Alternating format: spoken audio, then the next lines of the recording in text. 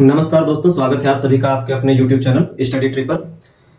तो दोस्तों, आज से हम लोग फिजिक्स में भी पढ़ने की श्रृंखला की शुरुआत करने जा रहे हैं, जिसमें हम लोग डेली फिजिक्स का एक टॉपिक कवर अप करेंगे, किसी न किसी चैप्टर का जो एग्जाम के दृष्टिगत महत्वपूर्ण चैप्टर है। सबसे पहले हम लोग उसको खत्म करेंगे, जिसमें आपको प्रकाश चैप्टर दिखाई देता है, लाइट, साथ ही साथ आपको दिखाई पड़ता है ऊष्मा, ध्वनि और विद्युत। जो है ये चार प्रमुख जो है टॉपिक न्यूमेरिकल बेस्ड क्वेश्चन भी बनाते हैं और लॉजिकल जो कॉन्सेप्ट बेस्ड जो सवाल होते हैं वो भी बनाते हैं। तो इन पर हम लोग चर्चाएं आज से प्रारंभ करेंगे और आगे आने वाले जितने भी एग्जाम हैं उन एग्जाम्स के लिए जो सबसे महत्वपूर्ण कॉन्सेप्ट है, सबसे पहले उन सभी कॉन्सेप्ट्स को हम लोग क्लियर करते हुए चलेंगे और डिफिनेशन बेस्ड जो भी चीजें होंगी उनको भी हम लोग साथ में देखते हुए चलेंगे। ठीक है, तो आज का जो हम लोगों का टॉपिक होगा वो होगा लाइट चैप्टर का। तो चलिए प्रारंभ करते हैं। तो देखिए, बात करी जाए कि प्रकाश चैप्टर में सबसे ज्यादा जो सवाल होते हैं वो कहां से और किस टॉपिक से लिए जाते हैं, तो आपको ध्यान रखना है कि न्यूमेरिकल बनाने वाले जो टॉपिक हैं उनमें एक दर्पण आपको देखने को मिलता है, एक लेंस देखने को मिलता है, साथ ही साथ परावर्तन से कुछ सवाल बनाए जाते हैं। परावर्तन का जो टॉपिक है, दर्पण मतलब की बात करें मिरर की, मिरर, साथ ही लेंस, परावर्तन मतलब रिफ्लेक्शन, और साथ ही साथ कुछ सवाल आपको अपवर्तन के टॉपिक से भी मिल जाएंगे। रिफ्रैक्शन जिसको कहेंगे हम लोग, रिफ्रैक्शन, इसके भी आपको सवाल मिल जाते हैं। इससे आपको अपवर्तनांक के क्वेश्चन मिल जाते हैं। दर्पण में डायरेक्ट सवाल पूछे जाते हैं अवतल दर्पण या उत्तल दर्पण से कि वस्तु इतनी दूरी पर रखा हुआ है तो उसका प्रतिबिंब कितनी दूरी पर बनेगा। साथ ही साथ समतल दर्पण से डायरेक्ट सवाल बनते हैं कि एक कार समतल दर्पण की ओर इतनी गति से, तो फिर उसकी प्रतिबिंब कितनी गति से आते हुए दिखाई पड़ेगी। या कई बार सवाल ऐसे भी बन जाता है कि अगर एक साथ दर्पण और किसी वस्तु को एक दूसरे के विपरीत दिशा में ले जाया जाए तो उसके प्रतिबिंब की गति कितनी प्रतीत होगी। इस तरह के जो सवाल हैं, साथ ही साथ समतल दर्पण से ऐसे भी बहुत सारे सवाल बनते हैं जिसमें ये आपसे कह दिया जाता है कि दो समतल दर्पण को इतने कोण पर रख दिया गया है, तो फिर उनके बीच अगर कोई वस्तु हो तो उसके कितने प्रतिबिंब बनेंगे। तो इस तरह के जो सवाल हैं वो आपको दर्पण में देखने को मिलते हैं, समतल दर्पण में। जबकि अवतल दर्पण की बात करें तो अवतल दर्पण में आपको सीधे सीधे सवाल मिलता है कि अगर एक वस्तु दर्पण से इतनी दूरी पर है तो उसका प्रतिबिंब कहां पर बनेगा, वस्तु की तुलना में कितना बड़ा होगा, छोटा होगा, कैसा होगा, वास्तविक होगा या आभासी होगा। तो ये कुछ कॉन्सेप्ट बेस्ड सवाल आपको दर्पण में, और सेम ऐसे ही लगभग सवाल आपको लेंस में देखने को मिल जाते हैं। परावर्तन को लेकर के सवाल बनता है कि कोई प्रकाश किरण किसी वस्तु से इतने डिग्री के कोण पर टकराती है तो जाने वाली प्रकाश किरण का कोण क्या होगा। यह सतह से जो आपतित प्रकाश है उसका कोण इतना है तो परावर्तित प्रकाश का कोण कितना होगा।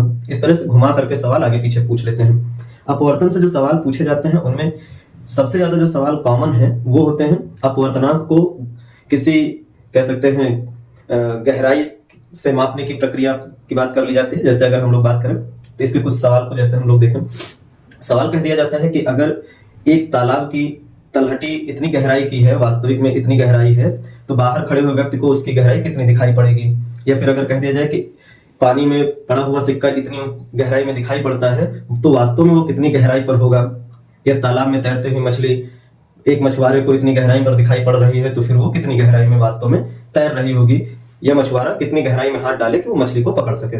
तो कुछ ऐसे ही सवाल जो है उनको हम लोग समझने की कोशिश करेंगे और एकदम बेहतरीन और लॉजिकल वे में, और एक कॉन्सेप्ट को पढ़ करके दूसरा बिल्कुल तैयार कर लेना है। इसमें बिल्कुल कह सकते हैं कि आपको एक डाउट नहीं रहेगा अगर आप एक बार अच्छे से पढ़ लेते हैं। तो ये आपके कॉन्सेप्ट हैं जिनको अगर हम लोग बात करें तो वो हम लोग जिनसे सवाल उठाएंगे। तो देखिए, बहुत सारे लोग जिनको दर्पण, मिरर, सबसे पहले तो यही पता होना चाहिए कि दर्पण या मिरर और लेंस में क्या अंतर है। दर्पण और लेंस में क्या अंतर है, ठीक है।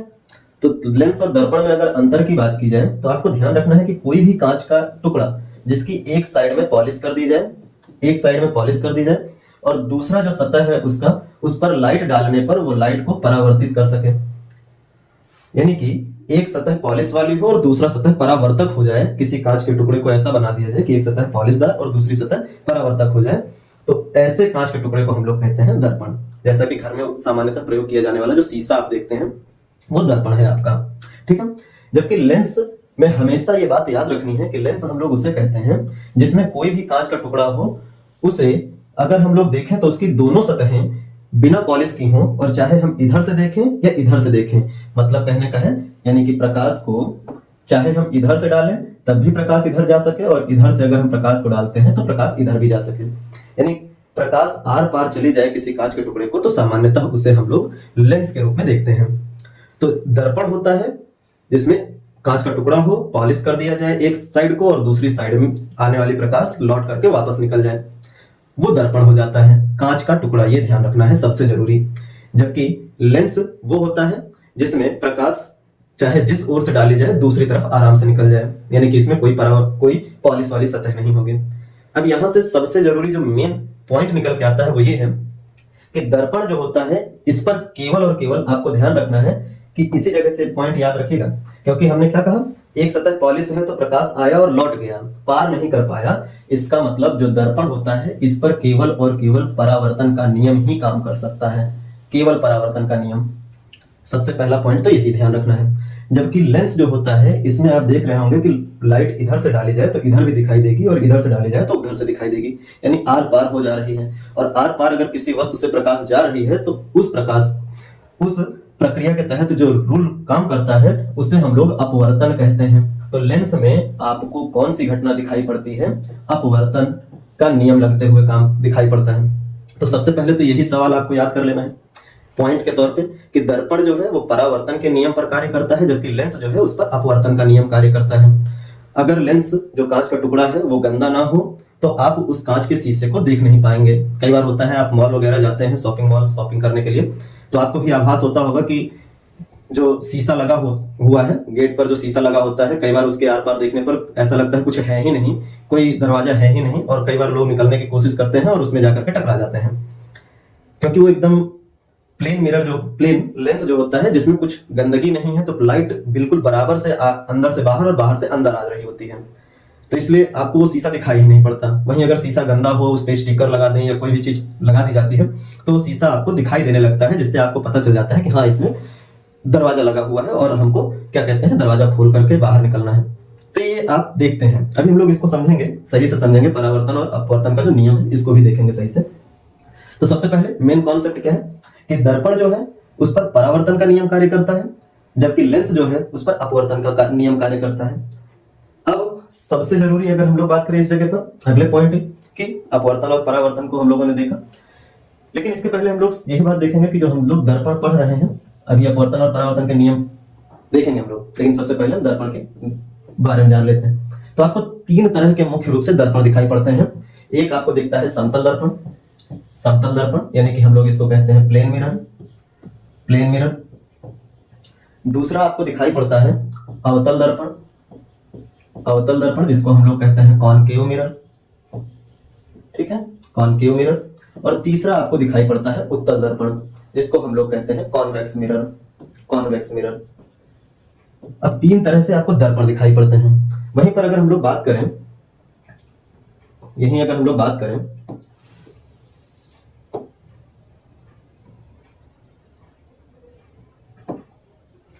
लेंस की, यही हम लोग लेंस की बात करें तो लेंस भी हमें मेन अगर देखा जाए तो तीन दिखाई पड़ते हैं, लेकिन उन्हीं लेंसों को हम मिला जुला करके कई तरह के लेंस बना सकते हैं। तो मेन जो लेंस हमको देखने को मिलते हैं वो तीन ही होते हैं। एक होता है समतल, एक होता है उत्तल और एक होता है अवतल। तीन लेंस आपको दिखाई पड़ते हैं। समतल लेंस मतलब प्लेन लेंस, उत्तल लेंस यानी कॉन्वेक्स लेंस और अवतल लेंस मतलब कॉनकेव लेंस। तो लेंस हमें तीन ही दिखाई पड़ते हैं। अब हम लोग पैटर्न देखते हैं कि कौन किस तरह से दिखाई देता है। जैसे अगर हम समतल मिरर की बात करें तो इसमें कांच का एक टुकड़ा होता है जिसकी एक सतह पॉलिश कर दी गई होती है, यानी एकदम समतल टुकड़ा है, एक सतह पॉलिश करके दूसरी सतह को परावर्तक बना दिया गया। अवतल की बात करें तो अवतल जो दर्पण होता है इसमें आपको ध्यान रखना है कि इसमें जो परावर्तक सतह होती है, परावर्तक सतह का मतलब जिधर से लाइट डाली जा रही है वो वाली सतह अंदर की ओर धंसा होता है, और जो दूसरी सतह होती है, जो उभरी हुई सतह होती है, उस पर पॉलिश की गई होती है। तो हम अवतल दर्पण के लिए ये बात याद रखेंगे कि अवतल दर्पण की डिफिनीशन अगर आपसे पूछी जाए तो आप क्या बताएंगे कि अवतल दर्पण कांच का वह टुकड़ा होता है जिसमें परावर्तक सतह अंदर की ओर धंसा होता है और उभरे हुए सतह पर पॉलिश की गई होती है। जबकि तीसरे अगर हम उत्तल दर्पण की बात करें तो उत्तल दर्पण में आपको ध्यान रखना है परावर्तक सतह जिधर से प्रकाश डाली जाएगी वो उभरा हुआ है, और जबकि अंदर धंसी हुई सतह है पॉलिश की गई है। तो क्या याद रखनी है? समतल दर्पण के लिए कांच का एक समतल टुकड़ा जिसकी एक सतह पॉलिश हो और दूसरे परावर्तक हो। अवतल के लिए क्या याद रखना है? कांच का ऐसा गोलीय टुकड़ा जिसका अंदर धंसा हुआ भाग परावर्तक हो और उभरा हुआ भाग पॉलिश किया गया हो। उत्तल में क्या याद रखना है कि कांच का ऐसा गोलीय टुकड़ा, देखिए गोलीय टुकड़े हैं, अभी इस पर भी हम लोग चर्चा करेंगे। सवाल ऐसे भी बनता है कि दर्पण किस प्रकार के गोले का भाग होते हैं और लेंस किस प्रकार के गोले का भाग होते हैं। तो उत्तल अगर हम दर्पण की बात करें तो इसमें आपको ध्यान रखना है कांच का ऐसा गोलीय टुकड़ा जिसका परावर्तक सतह उभरा हुआ होता है और जो धंसा हुआ सतह है वो पॉलिश किया हुआ है। तो ये पहचान करने की बात आती है जब हम लोग लेंस की दर्पण की पहचान करते हैं। दूसरी अगर हम बात करें लेंस, तो लेंस में आपको पता है कांच का एकदम सामान्य टुकड़ा जिसमें कोई आपको कह सकते हैं पॉलिश नहीं दिखाई पड़ता है, जिसके आर पार प्रकाश को डाली जा सके। जबकि उत्तल लेंस की अगर हम लोग बात करें तो ये कांच का ऐसा टुकड़ा होता है जिसकी दोनों सतह उभरी बीच में होती हैं और किनारों पर चपटी होती हैं। यानी बीच में अगर उभरा हो, किनारों पर चपटा हो तो वो उत्तल लेंस होता है। जबकि अवतल की अगर हम लोग बात करें तो ये बीच में धंसा हुआ और किनारों पर अगर उभरा हुआ है तो इसे हम लोग कहते हैं अवतल लेंस। ठीक है, समतल लेंस दोनों सतह प्लेन, उत्तल लेंस बीच में उभरा किनारों पर धंसा हुआ हो, और अवतल लेंस की बात करें तो ये आपको दिखाई पड़ता है बीच में धंसा हुआ और किनारों पर उभरा हुआ। ये लेंस की पहचान होती है। अब देखिए लेंस को मिला करके बहुत सारे लेंस बनाए जा सकते हैं। समतल और उत्तल को मिलाकर समतल उत्तल बना देते हैं, या समतल अवतल को मिलाकर के समतल अवतल बना देते हैं, या फिर उत्तल अवतल को मिला करके उत्तल अवतल बना देते हैं, या अवतल उत्तल को मिला करके अवतल उत्तल बना देते हैं। इस तरह से बहुत सारे आपस में मिला करके संयुक्त जो लेंस है वो बनाया जाता है। ठीक है, तो अभी ये जो हमने डिस्कस किया ये केवल अभी पहचान है जिसमें आपको पहचानना है। अब बात यहीं पे आती है कि दर्पण किस प्रकार के गोले का भाग है और लेंस किस प्रकार के गोले का भाग है, तो इसको पहले समझ लेते हैं। ठीक है, तो आगे हम लोग बात समझें तो देखिए बात आती है कि दर्पण किस प्रकार के गोले का भाग है। सवाल ये बनता है कि दर्पण किस प्रकार के गोले का भाग है, गोले का भाग है, या फिर सेम सवाल हो जाता है कि लेंस किस प्रकार के गोले का भाग है। ठीक है, किस प्रकार के गोले का भाग है, सेम सवाल, कोई कॉन्सेप्ट में कोई अंतर नहीं, सेम सवाल है। बस आपको पहचान रखनी है कि यहां पर क्या बताया गया था कि लेंस में एक साइड दर्पण में एक साइड पॉलिश और दूसरा सतह परावर्तक, जबकि लेंस जो होता है इसकी दोनों सतह बिना पॉलिश की होती हैं, यानी दोनों सतह से प्रकाश अंदर और बाहर एक दिशा से दूसरी दिशा में भेजी जा सकती है, आप ऐसा मान सकते हैं। तो चलिए अब इसको हम लोग बना करके और ट्राई करते हैं कि क्या कौन सा लॉजिक या कॉन्सेप्ट लगेगा। ठीक है, तो सबसे पहले ये केवल और केवल पहचान के लिए हमने उसको किनारे कर दिया। अब देखते हैं पहचानने की। देखिए आपको बताया गया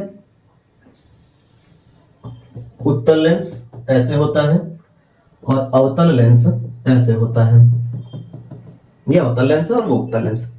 अब हमने दोनों को एक साथ बनाया है, तो अगर हम इसको एक गोला मान लें, एक गोला पूरा मान लें, तो ये आपको एक कह सकते हैं कि इस तरह से एक खोखला गोला दिखाई पड़ेगा, खोखला गोला दिखाई पड़ेगा, जिसमें अगर हम लोग इसको बीच से ब्रेक कर दें यहां से और यहां से, और आपस में इनको जोड़ दें इस स्थान से, और एक डायरेक्शन में इधर पॉलिश कर दें और एक साइड में इधर पॉलिश कर दें, तो हमें आराम से कौन सा दर्पण मिल जाएगा, उत्तल दर्पण मिल जाएगा और अवतल दर्पण मिल जाएगा।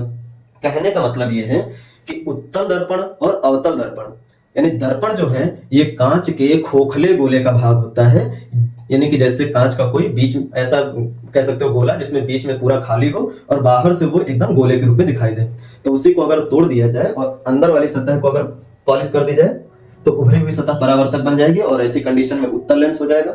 और अगर बाहर की उभरी हुई सतह को पॉलिश कर दी जाए और अंदर की जो धंसी हुई सतह है वो परावर्तक बन जाए तो वो फिर आपको अवतल के रूप में दिखाई पड़ेगी, अवतल दर्पण। तो ये आपको देखने को मिलता है। तो अगर हम जवाब निकालें तो दर्पण किस प्रकार के गोले का भाग होता है, तो ये याद रखना है, दर्पण कांच के खोखले गोले का भाग होता है, ये ध्यान रखना है। कांच सबसे जरूरी है शब्द, कांच के खोखले गोले का भाग होती है, खोखले गोले का भाग होती है। ठीक है, तो दर्पण के बारे में क्या याद रखना है कि दर्पण कांच के खोखले गोले का भाग होती है। अब यहीं पे आगे बात आती है कि लेंस किस प्रकार के गोले का भाग होता है। तो चलिए लेंस की बात कर लेते हैं। तो इसे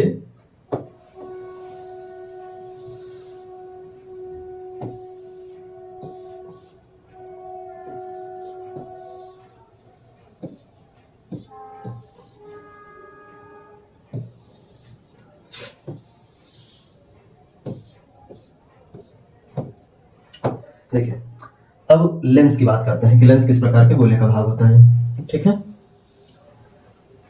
अब हम लेंस की बात करें तो आपको उत्तल लेंस कैसे दिखाई पड़ता है, बीच में उभरा, किनारों पर चपटा, और अवतल किस प्रकार दिखाई पड़ता है, किनारों बीच में धंसा और किनारों पर उभरा। इनको पहले से देखने से ही लग रहा है कि इसमें बीच में कांच भरा हुआ है, क्योंकि बीच में अगर फूला है और किनारों पे चपटा है मतलब ये ठोस है। ये भी आपको ठोस ही दिखाई पड़ रहा है, बीच में भले धंसा किनारों पे उभरा, लेकिन ये भी आपको ठोस दिखाई पड़ रहा है।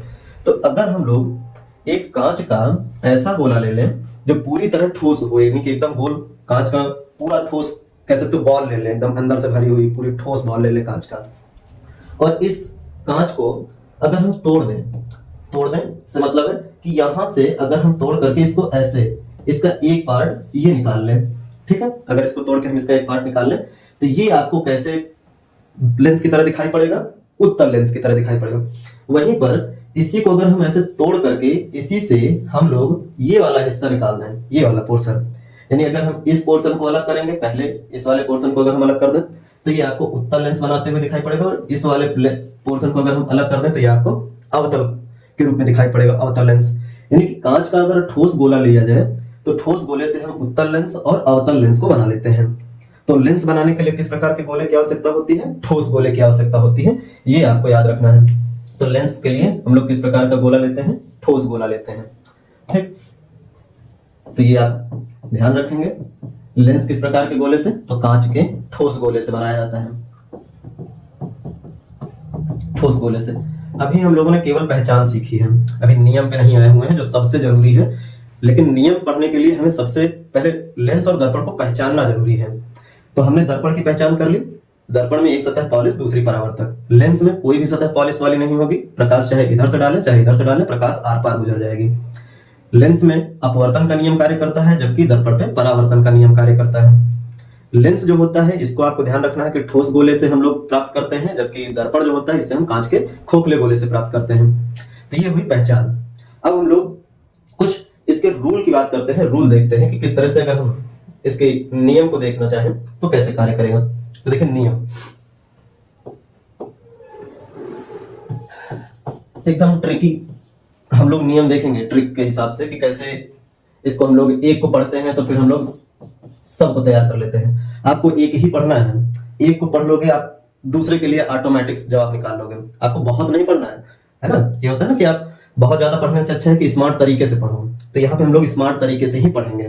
ठीक है, तो क्या है अभी आपको बताएं, मेन अगर दर्पण की बात करें तो गोलीय दर्पण की बात करें तो गोलीय दर्पण चाहे गोलीय लेंस, हम लोग यहाँ पे पहले कर लें गोलीय दर्पण और गोलीय लेंस, क्योंकि लेंस भी गोले का भाग होता है और दर्पण भी गोले का भाग होता है।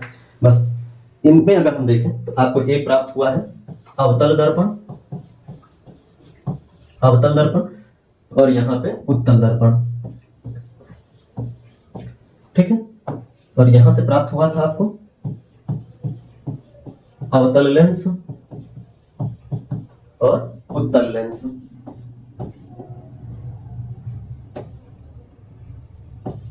उत्तल लेंस, ठीक है, ये आपको प्राप्त हुआ था। अब एक बात सीधे सीधे अगर कहें जो ट्रिक काम करेगा उसके लिए, कि आप जितने भी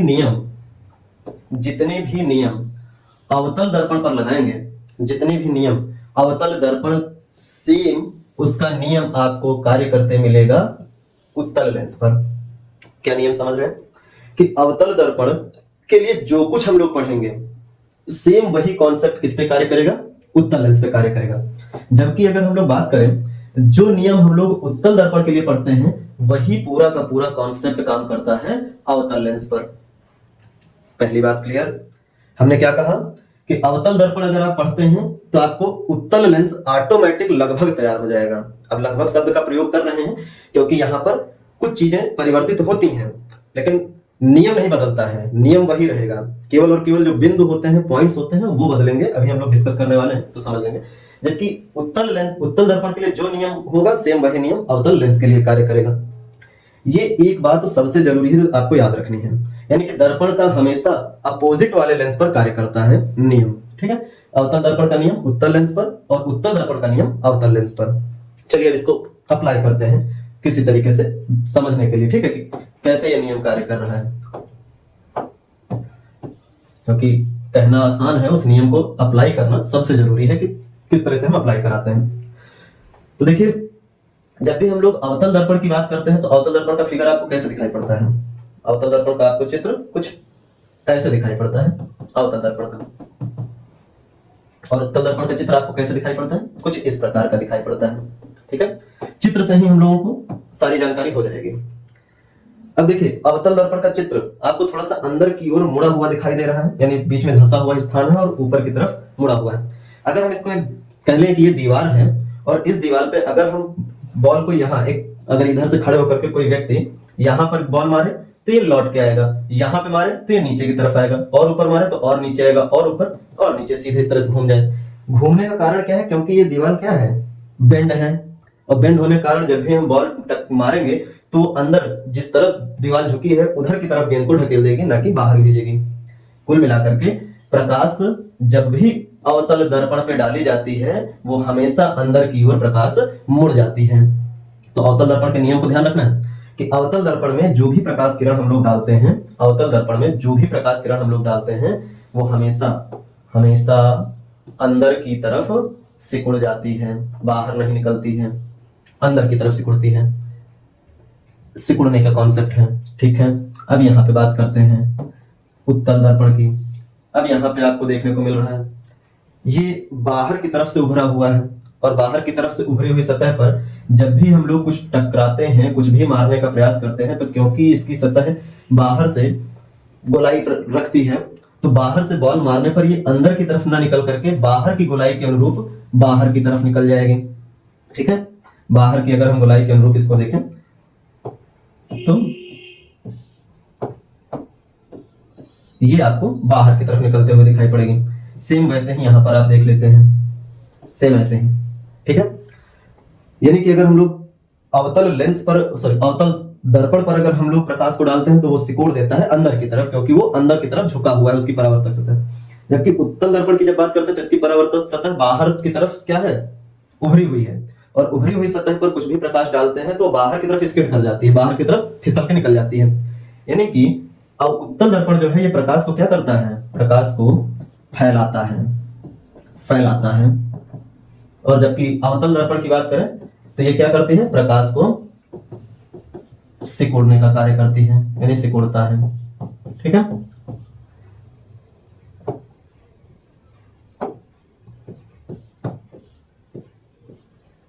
अवतल दर्पण प्रकाश को सिकुड़ने का कार्य करता है, उत्तल दर्पण प्रकाश को फैलाने का कार्य करता है। अब इसी से थोड़ा सा हम लोग पॉइंट लेते हैं, क्योंकि सवाल यही से बनता है कि किस लेंस को हम लोग अपसारी लेंस कहते हैं, या किस लेंस को हम लोग अभिसारी कहते हैं, किस दर्पण को अपसारी कहते हैं, या किस दर्पण को अभिसारी कहते हैं। हमने कहा ना आपको केवल दर्पण पढ़ना है, लेंस ऑटोमेटिक सब निकल जाएगा। हमने दर्पण को लेकर कॉन्सेप्ट आपसे डिस्कस कर लिया कि क्या है, वही लेंस पर पूरी तरह से अप्लाई कर देंगे। बस ध्यान रखना है कि अवतल दर्पण का जो भी हम लोग पढ़ रहे हैं वो सारा किस पर काम करेगा? उत्तल लेंस पर। और उत्तल दर्पण के लिए जो कुछ हम लोग ये पढ़ रहे हैं वो सब किस पर काम करेगा? अवतल लेंस पर, ठीक है। तो देखिए हम लोग अक्सर एक कहावत सुनते हैं कि पैर उतना ही फैलाना चाहिए जितनी बड़ी चादर हो, या पसारना शब्द निकल के आ जाता है कि पैर उतना ही पसारो जितनी बड़ी चादर हो। तो पसारना शब्द फैलाने के लिए प्रयोग किया जाता है। सीधे सीधे अगर इसको निकालें तो देखो यहाँ फैलाना है, तो इसी को हम चादर से जोड़ करके देख दें पसारना, क्योंकि इतना ही पैर पसारो जितना चादर हो। तो देखो पसारना में पसार ये जो शब्द निकल के आ रहा है, इसी से अगर हम मिलता जुलता शब्द देखें तो एक शब्द निकल के आता है अपसारी। अपसारी, अपसारी का मतलब होता है फैलाना, यानी जो प्रकाश को फैलाने का कार्य करता है उसे हम अपसारी बोलते हैं। इसको कहा जाता है डाइवर्जिंग, इसी को कहते हैं डाइवर्जिंग। डाइवर्जिंग जब फैलाने का काम करता है उसे हम क्या कहते हैं? डाइवर्जिंग कहते हैं। जबकि अगर हम यहीं पे बात करें, प्रकाश को सिकोड़ने का काम करता है आपका, प्रकाश को सिकोड़ने का काम करता है अवतल लेंस, अवतल दर्पण। और अवतल दर्पण की बात करें तो ये क्योंकि प्रकाश को सिकोड़ रहा है तो इसे को हम लोग कहते हैं अभिसारी। अब देखिए एक दर्पण पकड़ लिया, दूसरा ऑटोमेटिक पकड़ लेंगे। एक को हमने पकड़ लिया कि उत्तल दर्पण क्या कर रहा है, प्रकाश को फैलाता है। फैलाने से हमने क्या शब्द निकाला, पसारना। पसारने से हमने कौन सा शब्द निकाल लिया, अपसारी। अपसारी मतलब डाइवर्जिंग मिरर। यहीं पे अगर एक अपसारी है तो दूसरा कैसा बन जाएगा, अभिसारी बन जाएगा। और अभिसारी को हम लोग कहते हैं कन्वर्जिंग मिरर। ठीक है, कन्वर्जिंग मिरर। तो अभिसारी जो होता है कन्वर्जिंग मिरर, प्रकाश को सिकोड़ने का कार्य करता है। अपसारी जो होता है अपसारी मिरर यानी दर्पण, वो प्रकाश को फैलाने का काम करता है। अब नियम लगा दो, सेम यही चीज। अगर हम इस चीज को थोड़ा इस साइड लिख दें, इसको हम कह दें अपसारी यानी कि डाइवर्जिंग, तो मिरर हो जाएगा। अब इसी को हम अप्लाई कर देते हैं। हमने जो नियम पढ़ा था उसी को कि भैया कौन किसमें काम करेगा। हमने अवतल दर्पण के लिए बताया कि अवतल दर्पण प्रकाश को सिकोड़ता है, तो बताओ लेंस में प्रकाश कौन सिकोड़ेगा। अगर आप बताओगे तो कह दोगे उत्तल लेंस। आई बात सीधे क्लियर कि प्रकाश को सिकोड़ने का काम अवतल दर्पण करता है, तो लेंस में कौन प्रकाश सिकोड़ेगा, उत्तल लेंस। यहां पर अभिसारी दर्पण कौन सा है, अवतल दर्पण, तो लेंस में अभिसारी कौन होगा, उत्तल लेंस। प्रकाश को फैलाने का काम कौन करता है, उत्तल दर्पण, तो बताओ लेंस में प्रकाश को फैलाने का काम कौन करेगा, अवतल लेंस। अगर उत्तल दर्पण अपसारी है तो लेंस में कौन अपसारी होगा, अवतल लेंस। जस्ट उल्टा करना है, कोई अंतर नहीं लेना है, कुछ नहीं करना है। सीधे सीधे आपको जो हमने कहा कि अवतल के लिए जो भी बताया है उत्तल के लिए मान लेना, उत्तल के लिए जो बताया है अवतल के लिए मान लेना। लेंस में अपोजिट कर देते हैं, यही चीज बस ध्यान रखना है कि दर्पण का अपोजिट लेंस हो जाता है। और उम्मीद है आप लोगों को अभिसारी और अपसारी लेंस पहचानने में प्रॉब्लम नहीं आएगी, या अभिसारी और अपसारी दर्पण पहचानने में दिक्कत नहीं आएगी। चारों में बहुत कंफ्यूजन होता है, लोग ज्यादातर इसी बात पे कंफ्यूज हो जाते हैं कि कौन अभिसारी है और कौन अपसारी है। लेकिन आपको कंफ्यूज बिल्कुल नहीं होना है, बस कायदे से चलना है और दिमाग में केवल एक को लेकर के चलना है, दूसरा ऑटोमेटिक पढ़ लेना। यहाँ आप एकेडमिक्स में नहीं है कि आपको लिखना है बहुत ज्यादा, लिखने के लिए आपको बहुत ज्यादा सब कुछ किरण आरेख और ये सब चीजें समझ के करनी है, नहीं। यहाँ आपको सवाल के जवाब निकालने हैं, और जवाब निकालने की जब बात आती है तो आप जितने बेहतर तरीके से कम पढ़ करके ज्यादा से ज्यादा जवाब निकाल लें, उतना ही बेहतर आपकी लर्निंग हो जाती है।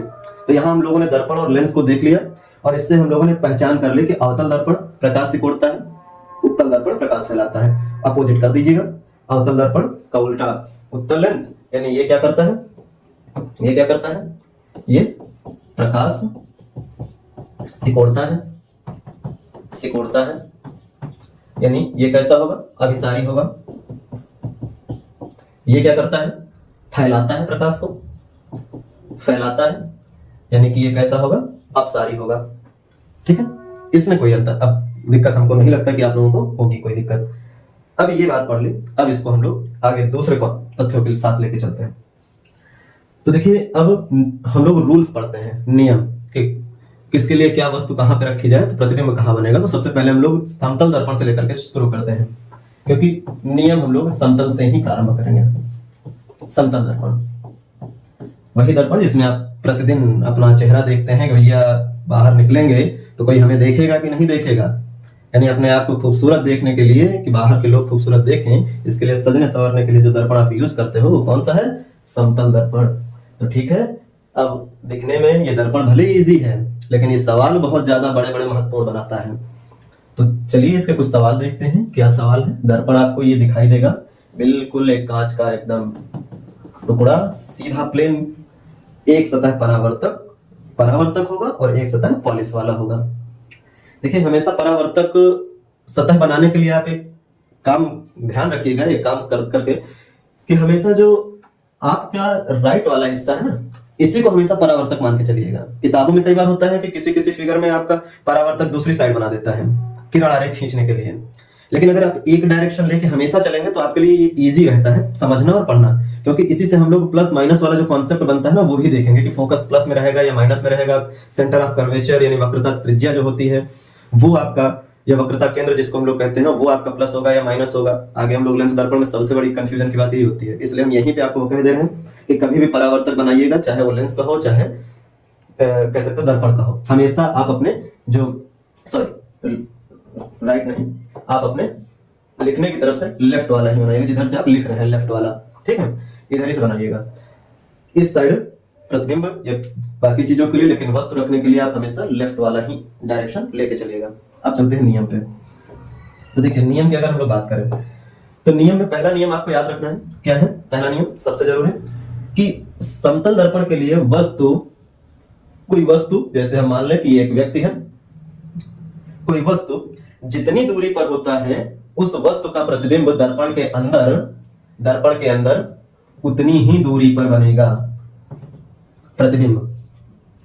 सेम ध्यान रखना है। अगर हमने कहा कि समतल दर्पण से कोई वस्तु 4 मीटर की दूरी पर है, ये ऑब्जेक्ट है, वस्तु, ठीक है, ऑब्जेक्ट यानी वस्तु 4 सेंटीमीटर की दूरी पर है, तो उसकी जो इमेज दर्पण में बनेगी वो हमेशा कितनी दूरी पर बनेगी? 4 मीटर ही दूर बनेगी, 4 मीटर दूर ही बनेगी, 4 मीटर।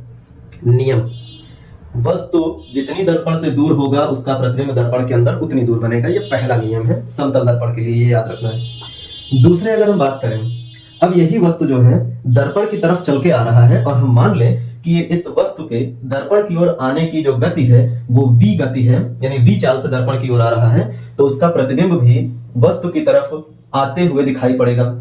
अगर वस्तु दर्पण की ओर चल के आ रहा है तो उसका जो प्रतिबिंब है वो वस्तु की तरफ आते हुए, यानी दर्पण के अंदर से वस्तु की तरफ चल के आते हुए दिखाई पड़ेगा।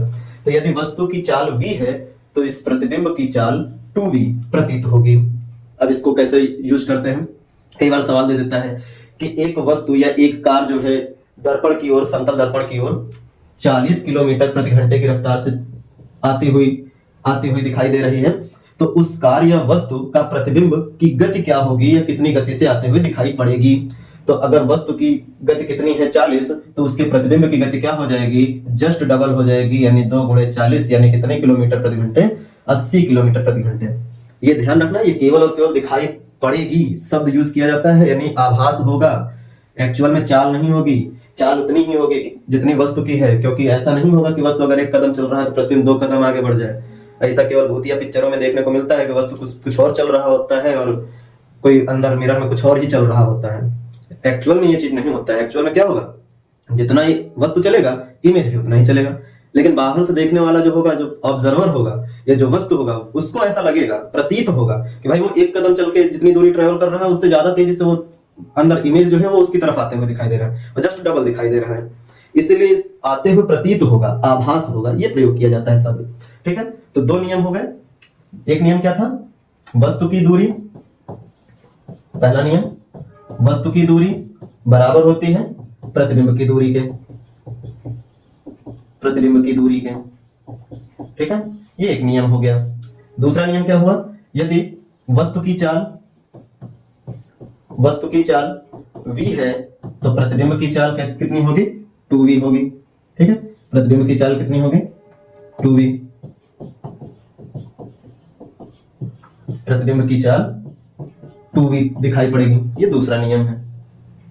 2 नियम हुए। अभी आगे अगले नियम की बात करते हैं और नियम देखते हैं। आगे अब ऐसे सवाल बनते हैं दर्पण से, जैसे अगर कहते हैं कि 2 समतल दर्पण एक दूसरे से इतने डिग्री के कोण पर रखे हैं, तो उनके बीच अगर किसी वस्तु को रख दी जाए तो उसके कितने प्रतिबिंब बनेंगे? तो देखिए सवाल कैसे बनता है। हमने कह दिया कि मान लो ये 2 समतल दर्पण थे, एक दर्पण ये है और एक दर्पण ये है। इन दोनों के बीच का कोण हमने कह दिया कि 60 डिग्री है और इस दर्पण के बीच कहीं पर भी कोई वस्तु रख दी गई है। ये है ऑब्जेक्ट, ठीक है, ये ऑब्जेक्ट है। ऑब्जेक्ट को हम दूसरे कलर से बना देते हैं, ये ऑब्जेक्ट है। ठीक, तो अब सवाल ऐसे बनेगा कि प्रतिबिंब की संख्या क्या होगी? कितने प्रतिबिंब बनेंगे? यानी प्रतिबिंबों की संख्या, नंबर ऑफ इमेज, प्रतिबिंबों की संख्या पूछी जाती है। संख्या क्या होगी? Number of image. ठीक है, ये पूछी जाती है। तो इसका एक सीधे सीधे फॉर्मूला होता है, आपको ये फॉर्मूला याद रखना है। बस थोड़ी सी फॉर्मूले में भी टेढ़ी खीर है। टेढ़ी खीर का मतलब कह सकते हो लगाना थोड़ा मुश्किल हो जाता है सवाल के पूछने के तरीके से। फॉर्मूला सीधे सीधे कहता है प्रतिबिंबों की संख्या होती है 360/θ - 1। प्रतिबिंब की संख्या क्या होती है? फॉर्मूला, प्रतिबिंब की संख्या अगर हम कहें तो प्रतिबिंब की संख्या, ये फॉर्मूला है, प्रतिबिंब की संख्या।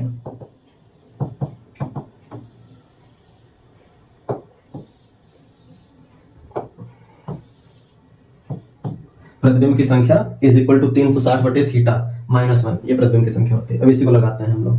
सवाल है 60 डिग्री के कोण पर रखा है, वस्तु रखी है दोनों दर्पणों के बीच, तो कितने प्रतिबिंब बनेंगे? लगा दीजिए सवाल। 360 बटे थीटा -1, थीटा की वैल्यू कितनी है? 60, काट दिए, कितना आया? 6। अब यहाँ पे ये होता है कि भैया 6 आया है तो -1 है, -1 लगा दिया, संख्या कितनी आई? 5। अभी आपको ये जो दिखाई दे रहा है, हम लोगों ने डायरेक्ट ये -1 भी किया है। वास्तव में ये -1 करना है या नहीं करना है, यही सबसे बड़ी दुविधा का विषय होता है।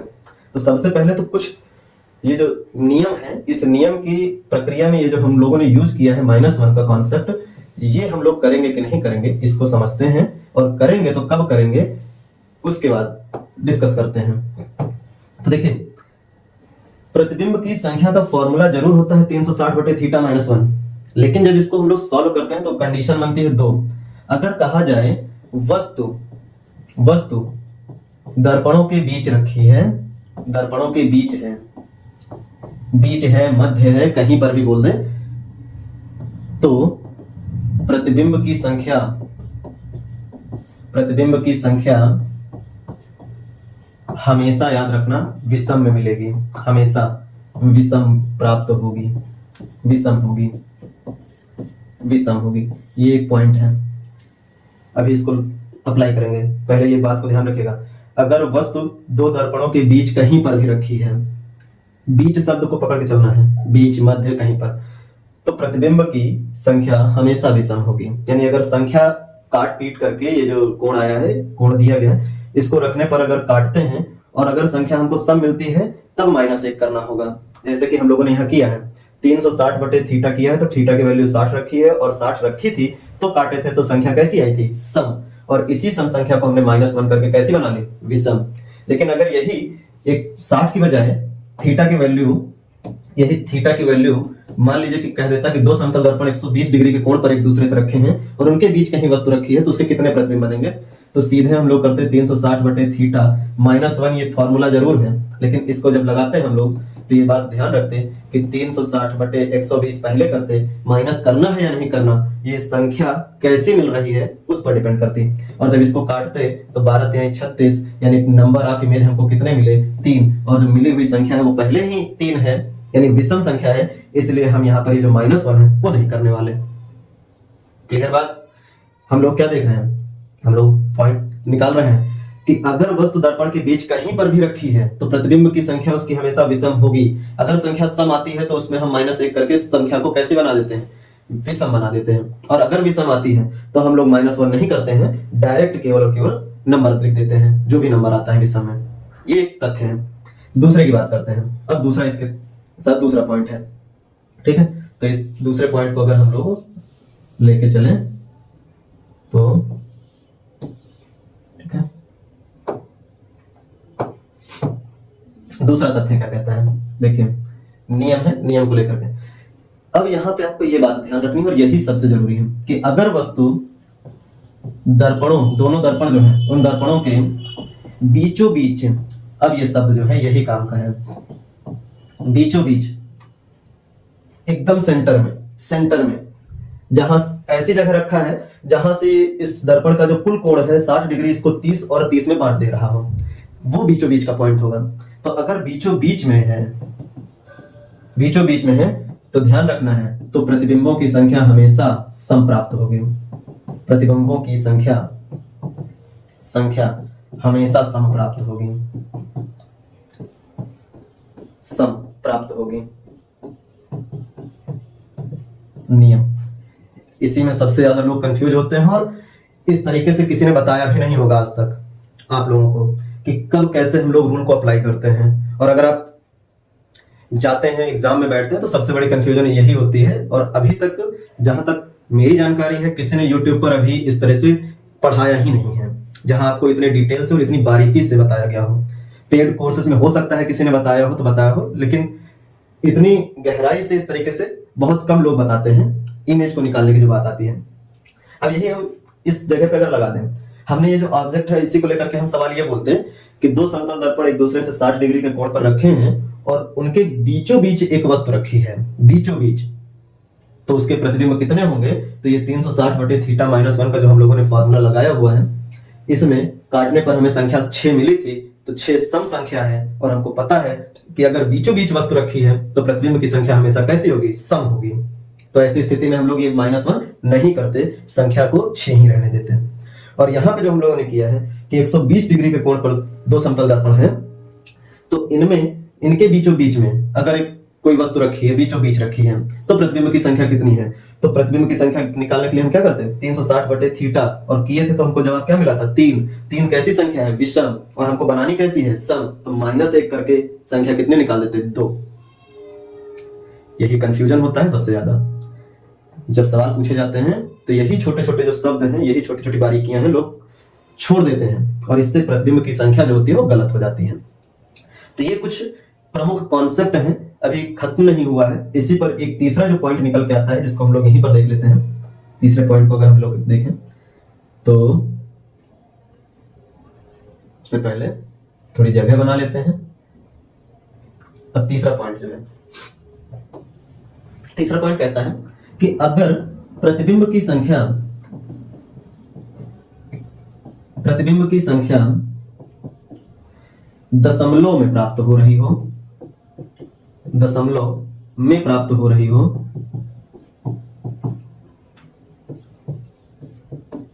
मतलब कहने का है पूर्णांक संख्या ना हो, यानी पूरे पूरे अंकों में ना हो, दशमलव में संख्या हो, तो ऐसी कंडीशन में, तो ऐसी स्थिति में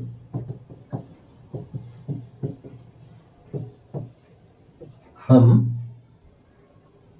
ये यहां पे हम सीधे लिखे, ऐसी स्थिति में सदैव प्रतिबिंब की संख्या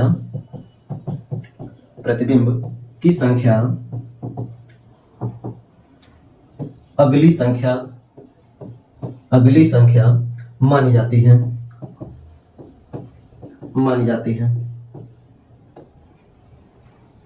अभी इस नियम में लगा रहे हैं हम लोग।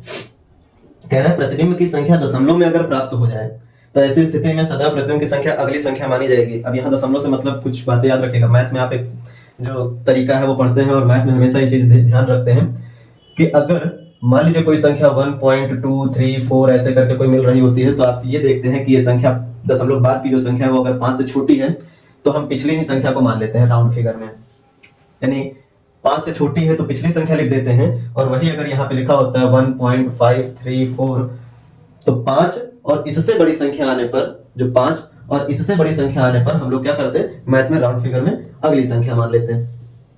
मैथ में हम लोग ये रूल अप्लाई करते हैं कि अगर संख्या 5 से कम है तो पिछली संख्या, 5 से ज्यादा है 5 या 5 से ज्यादा है तो अगली संख्या। लेकिन हमें यहाँ पे ये नहीं करना है। यहाँ हमें अगर दशमलव में एक भी मिल रहा है, 1 2 3 ऐसे भी कुछ मिल रहा है, तब भी हम लोग क्या करेंगे, अगली ही संख्या को मानेंगे।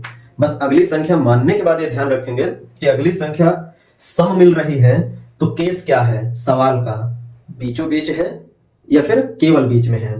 अगर बीचों बीच है तो हम सम संख्या ही रखेंगे, ठीक है। बीचों बीच अगर वस्तु होती है तो हम कैसी संख्या प्राप्त करते हैं, प्रतिबिंब की सम प्राप्त करते हैं, और विषम आने पर घटा देते हैं। अगर बीच की कंडीशन है तो अगर संख्या सम मिली थी तो हमको माइनस कर लेना होता है।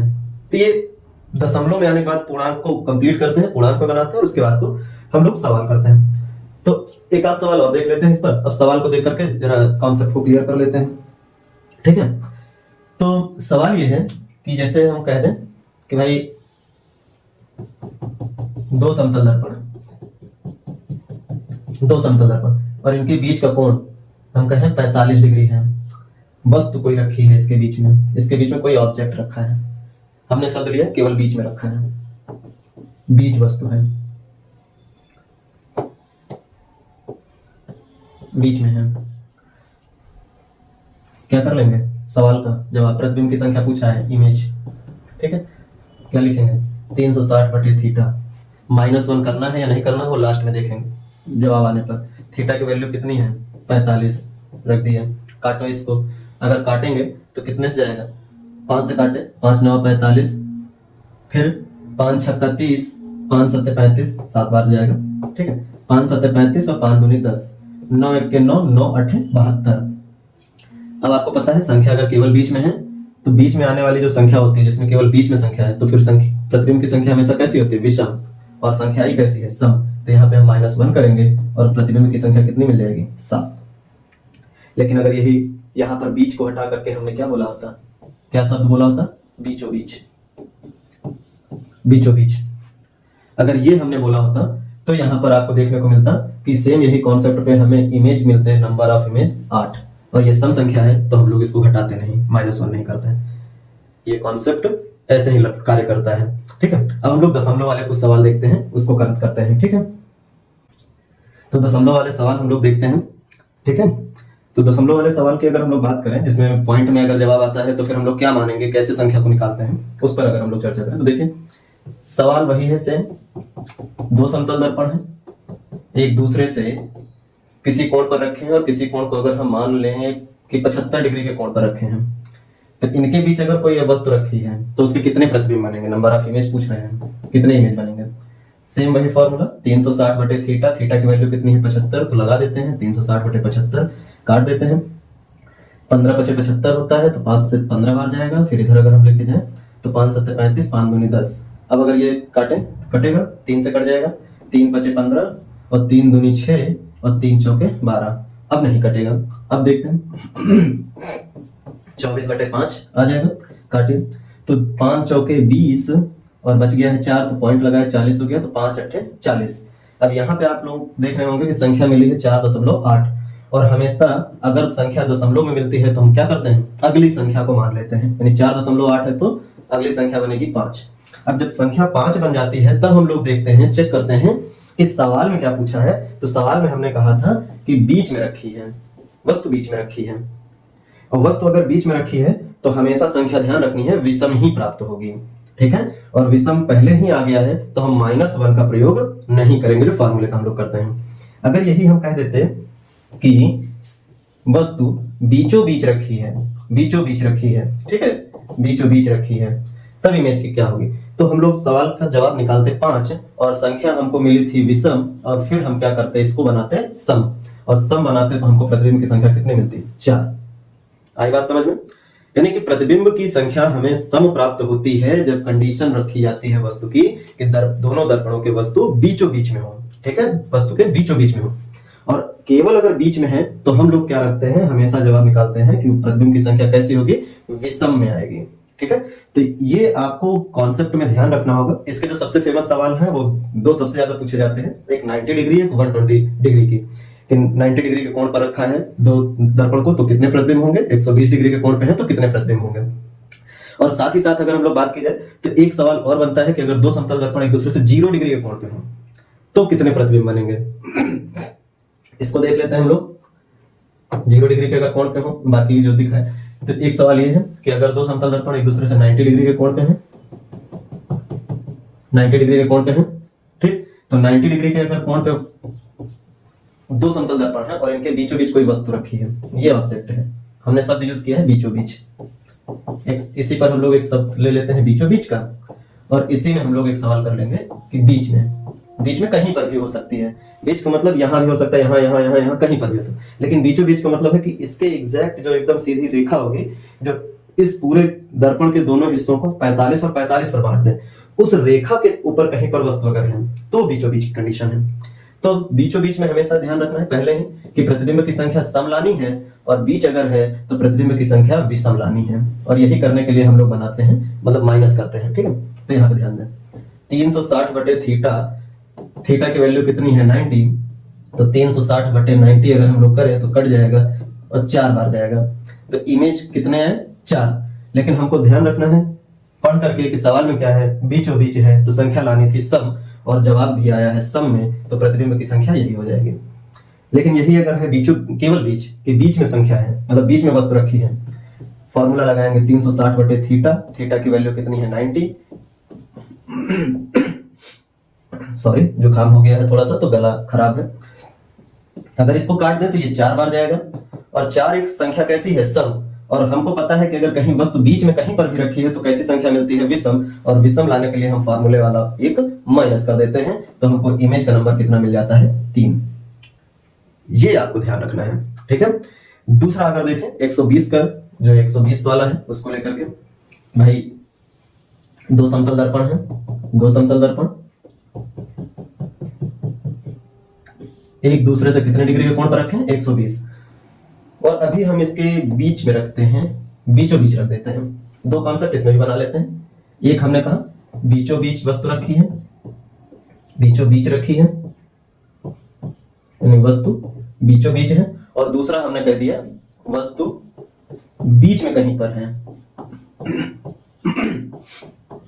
कहीं पर है, बीच में कहीं भी हो सकती है। ठीक है, तो इसके लिए जवाब क्या बनेगा, फिर वही फॉर्मूला 360 बटे थीटा, थीटा की वैल्यू कितनी है 120, तो अगर हम रख दें यहाँ 120, जीरो कट जाएगा, 12 तिहाई 36, 3 बार जाएगा, तो नंबर ऑफ इमेज कितने मिले 3। अब सवाल पढ़ लेना है, बीचों बीच है तो हमने पढ़ रखा है कि अगर वस्तु बीचों बीच होती है तो प्रतिबिंब की संख्या कैसी होती है, सम होती है। तो हम क्या करेंगे, यहाँ प्रतिबिंब की संख्या मिली कैसी है, विषम, तो हम क्या करेंगे -1 कर देंगे और संख्या कितनी मिल जाएगी 2। उम्मीद है कोई दिक्कत नहीं होगी आप लोगों को ये चीज समझने में। ठीक है, इधर बीच में कहीं पर भी है, सवाल वही है 360 बटे थीटा, थीटा की वैल्यू 120 दिया है तो 360 बटे कितना कर देंगे 120, काट देंगे तो कितनी बार जाएगा 3, और नंबर ऑफ इमेज कितने मिल जाएंगे 3 मिल जाएंगे। अब ये चीज हमको पता है कि अगर वस्तु बीच में कहीं पर भी होती है तो प्रतिबिंब की संख्या क्या मिलती है, विषम, प्रतिबिंब की संख्या विषम प्राप्त होती है। और ऐसी परिस्थिति में हमको संख्या मिल कैसी रही है, विषम, तो नंबर ऑफ इमेज यही हो जाएंगे, यानी प्रतिबिंब की संख्या यही हो जाएगी। तो 120 डिग्री के कोण पर अगर वस्तु है, मतलब सॉरी, दो समतल दर्पण रखे हैं तो उनके बीच अगर वस्तु रखी है, बीच कहीं पर भी, तो प्रतिबिंब हमेशा विषम में प्राप्त होगा, तो संख्या मिल जाएगी 3।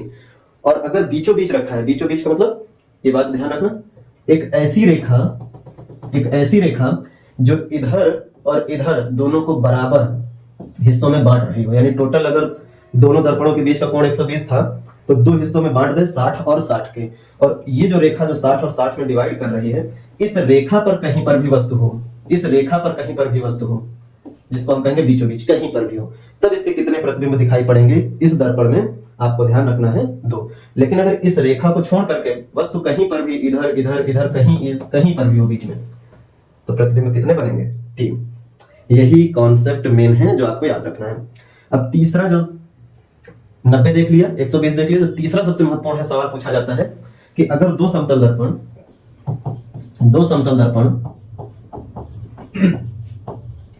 0 डिग्री के कोण पर हैं, 0 डिग्री के कोण पर रखे हैं, तो प्रतिबिंब कितने होंगे, तो प्रतिबिंब की संख्या कितनी होगी, प्रतिबिंब की संख्या कितनी होगी,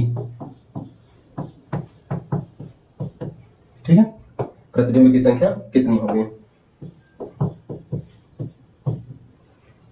अब 0 डिग्री पूछ ले तो घबराना नहीं है कि क्या करेंगे, किस तरह से हम दर्पण को रखेंगे कि वो 0 डिग्री बनाए। हमेशा ध्यान रखिएगा 0 डिग्री का मतलब है कि दो समतल दर्पण को एक दूसरे से बिल्कुल समांतर रख दिया है, और समांतर आपको पता ही होगा किसे कहते हैं, समांतर रेखाएं किनको कहा जाता है, गणित में आप लोग पढ़ते हैं कि ऐसी दो रेखाएं जो एक दूसरे को कितना भी आगे और पीछे बढ़ा दे कभी काटे नहीं, उन रेखाओं को हम लोग क्या कहते हैं, समांतर रेखा कहते हैं। तो अगर दो दर्पण को हम इस तरह से सजा दें कि उस दर्पण को हम चाहे जितना आगे उसी सीध में लेके जाएं, किसी भी डायरेक्शन में, कभी वो एक दूसरे से टकराए नहीं, तो इसका मतलब हमेशा उनके बीच में हर एक पॉइंट पर दूरियां क्या होंगी, बराबर होंगी, और एक दूसरे से बराबर दूरी पर, हर एक बिंदु पर बराबर दूरी पर रखी हुई जो दर्पण हैं उनके बीच कोई भी कोण नहीं बनेगा, तो उस कोण को हम लोग क्या कहेंगे, 0 डिग्री कहेंगे।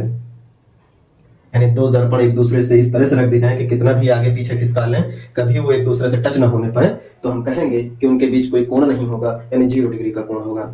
ठीक है, अब 0 डिग्री का कोण पे अगर दो समतल दर्पण रखें तो प्रतिबिंब की संख्या क्या होगी, और आप लोग पढ़ते ही हैं, मैथ में पढ़े होंगे, फॉर्मूला लगा दें अगर यही चीज 360 बटे थीटा, और थीटा की वैल्यू क्या है 0, तो 360 बटे 0 कर दें। और आप पढ़ते हैं मैथ में कि अगर हम लोग 0 से किसी भी संख्या को भाग देते हैं तो हमें क्या प्राप्त होता है, अनंत प्राप्त होता है।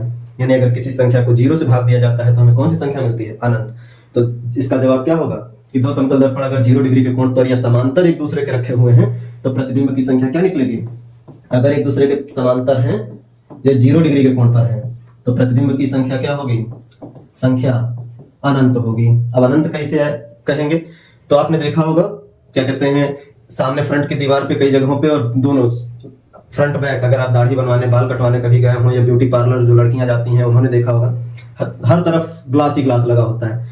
तो अगर आप ग्लास के अंदर और इधर दोनों दीवार पे लगे हुए ग्लास में किसी भी डायरेक्शन में आप देखें तो आप देखेंगे अपनी इमेज को ग्लास के अंदर बनते हुए, और उसके अंदर भी आपको दिख रहा होगा एक और शीशा जो पीछे वाला है, उसमें आपका बैक हिस्सा दिखाई दे रहा होगा।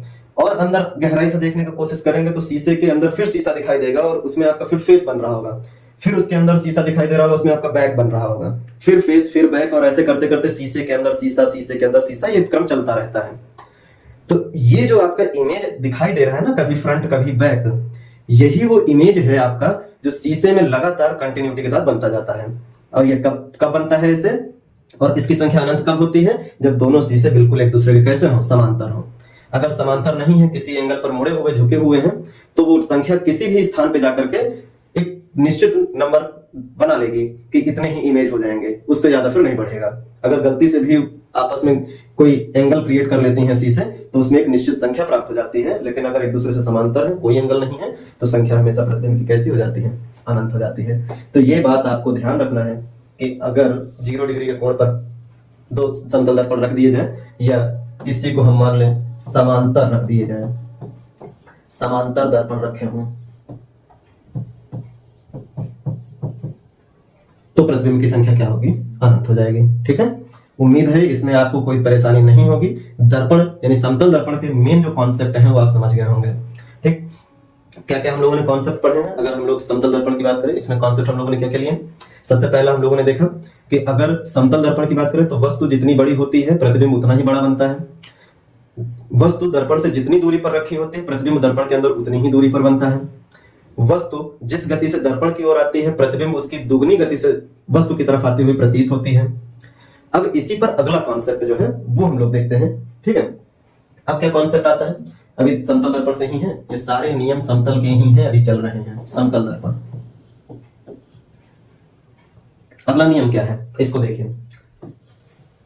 नियम कह देता है कई बार कि अगर हम समतल दर्पण और वस्तु, समतल दर्पण और वस्तु इन दोनों को एक साथ एक दूसरे के विपरीत दिशा में ले जाएं और एक गति से लेकर जाएं, यानी कि अगर हम कहें कि शीशा भी हमारे सामने रखा है और किसी व्यक्ति को हम पकड़ा दें वो शीशा, और उसमें हम अपना चेहरा देखें और उस व्यक्ति से कहें कि तुम भी पीछे एक एक कदम बढ़ते जाओ और हम शीशा लेकर के और हम भी कदम बढ़ाते जाएं, तो मेरे सापेक्ष शीशा इस डायरेक्शन में जाएगा तो हम शीशे के विपरीत डायरेक्शन में उधर की तरफ चलते जाएंगे, यानी दोनों एक दूसरे के विपरीत बढ़ते जाएंगे। तो ऐसी परिस्थिति में सवाल बन जाता है कि प्रतिबिंब जो शीशे में बन रहा होगा वो किस गति से दूर जाते हुए दिखाई देगा, ये किस गति से दूर जाते हुए दिखाई देगा।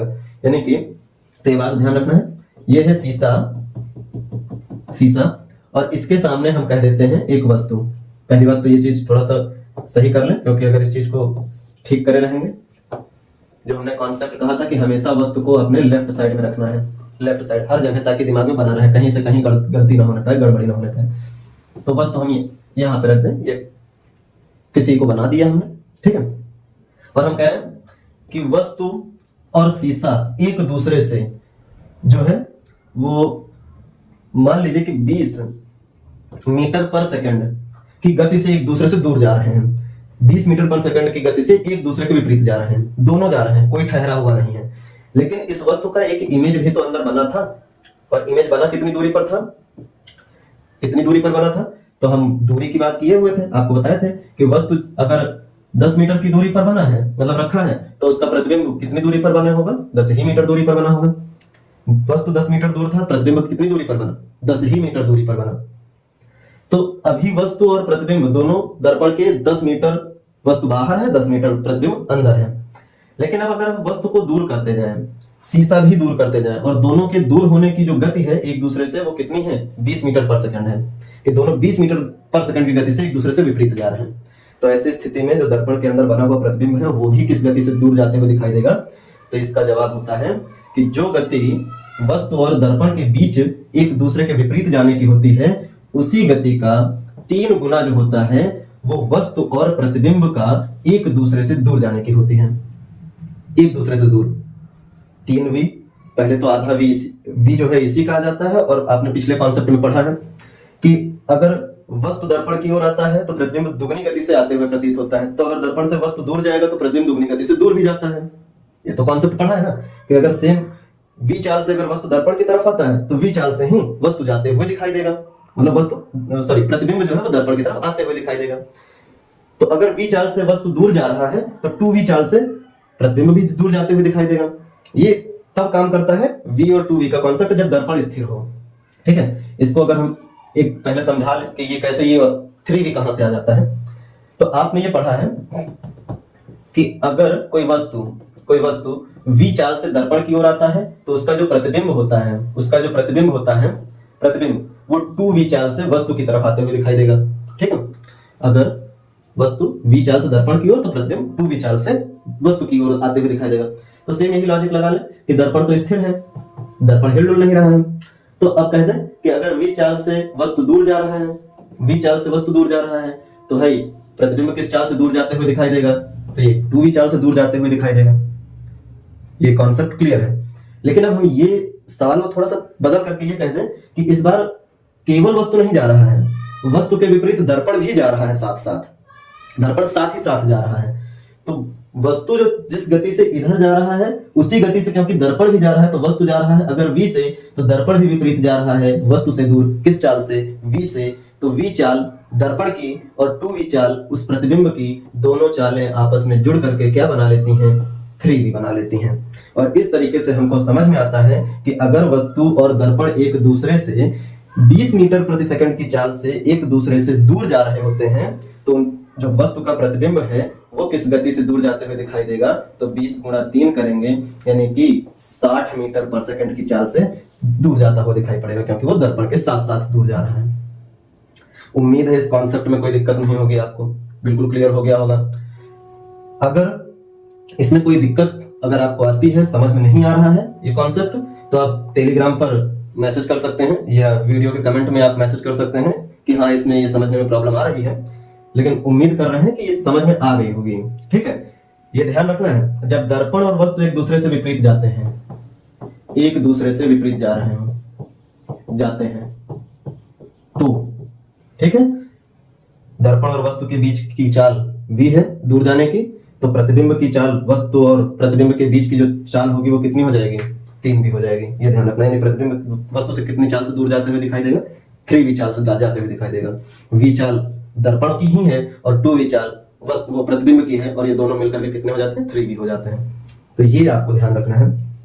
ये कॉन्सेप्ट आज तक अभी तक मेरे ख्याल से कहीं किसी ने नहीं पढ़ाया है। ठीक है, किसी ने बताया नहीं होगा, तो ये सबसे महत्वपूर्ण है, इसको आपको ध्यान रखना है। अगले अगर हम बात करें इसी समतल दर्पण में, अगले अगर हम कॉन्सेप्ट की बात करें जिसको लेकर के हम लोग समझने का प्रयास करेंगे, तो 2v चाल ये सब हो गया है। हाँ, एक जो सबसे महत्वपूर्ण सवाल बनता है कि समतल दर्पण में जो प्रतिबिंब बनता है, भाई एक बात याद रखना कि वस्तु हमेशा वास्तविक होते हैं, वस्तु जो होते हैं हमेशा वास्तविक होते हैं, वास्तविक यानी कि रियल होते हैं। लेकिन प्रतिबिंब कभी कभी वास्तविक होते हैं और कभी कभी आभासी होते हैं। वास्तविक उनको हम कहते हैं जिनको हम छू सके, महसूस कर सकें, जबकि आभासी वे होते हैं जिनको ना हम छू सकते हैं ना ही उनका एहसास कर सकते हैं, आभास कर सकते हैं। तो वस्तु तो हमेशा रियल होता है, वास्तविक होता है, क्योंकि वस्तु को हम छू सकते हैं, उनको महसूस कर सकते हैं। लेकिन किसी वस्तु का जो प्रतिबिंब होता है वो आभासी भी कई बार होता है और वास्तविक भी होता है प्रतिबिंब। तो बात आती है समतल दर्पण में जो प्रतिबिंब बनता है वो कैसा होता है। तो समतल दर्पण के अंदर जो प्रतिबिंब होता है उसे आपको ध्यान रखना है, वो होता है आभासी यानी वर्चुअल इमेज होता है। अब इन दोनों का मतलब क्या है, वर्चुअल इमेज से क्या मतलब है, ध्यान रखिएगा। इमेज, मैंने कहा इमेज वास्तविक भी हो सकते हैं और आभासी भी हो सकते हैं, जबकि वस्तु हमेशा वास्तविक होते हैं। आभासी प्रतिबिंब वे प्रतिबिंब कहलाते हैं जो हमेशा दर्पण की सतह पर ना बनकर के सतह के अंदर बने। जब हम लोग किरण आरेख देखते हैं तो उन किरण आरेख में अवतल दर्पण हम लोग पढ़ते हैं, और अवतल दर्पण पढ़ते टाइम हम लोग ये देखते हैं कि अवतल दर्पण जो है प्रतिबिंब को दर्पण के बाहर आगे की तरफ बनाते हुए दिखाई पड़ता है। लेकिन ध्यान रखिएगा, आगे की तरफ बाहर प्रतिबिंब बनने का मतलब ये कतई नहीं होता है कि प्रतिबिंब दर्पण से निकल के बाहर बन रहा है। नहीं, बाहर बनने का मतलब है कि वो जो शीशे की जो सतह है, परावर्तक सतह है, जिधर से लाइट आ रही है, उस सतह पर ही बन रहा है इमेज। ये तो इमेज अगर सतह पर ही बन जाए तो वो वास्तविक होता है। जैसे आप फोन में खींचते हैं अपनी तस्वीर, तो फोन में कभी भी तस्वीर खींचने के दौरान स्वयं को देखते हैं तो कभी भी ऐसा नहीं प्रतीत होता है कि आप उतनी ही दूरी पर खड़े हैं या उतना ही पीछे आप खड़े हैं जितना आप मतलब फोन के डिस्प्ले से दूर हैं, उतना नहीं। पूरा इमेज कहाँ बनता है, उसी के डिस्प्ले पे बनता है, ऊपर सतह पर है। लेकिन वही शीशे में आप स्वयं को देखें तो आप शीशे में ये महसूस कर जाते हैं देखने के दौरान कि आप जितनी दूरी पर खड़े हैं प्रतिबिंब उतनी ही दूर अंदर बन रहा है। जो वस्तु जितनी दूर दर्पण से बाहर है उतनी ही दूर वो दर्पण के अंदर भी दिखाई दे रहा है, यानी अंदर बन रहा है। तो कभी प्रतिबिंब अंदर बनता है तो उसको हम आभासी कहते हैं, और प्रतिबिंब अगर सतह पर बन जाती है तो उसको हम वास्तविक कहते हैं। ये ध्यान रखना है, यही है कॉन्सेप्ट। तो समतल दर्पण में हम लोग कभी भी कुछ देखते हैं स्वयं का चेहरा या स्वयं को, तो हमेशा उतनी ही दूरी पर दिखाई देते हैं, पीछे इमेज उतनी ही दूरी पर दिखाई देता है जितनी दूरी पर हम लोग होते हैं। तो हम लोगों का प्रतिबिंब कैसा बनता है समतल दर्पण में, आभासी बनता है। ये तो भी एक बात।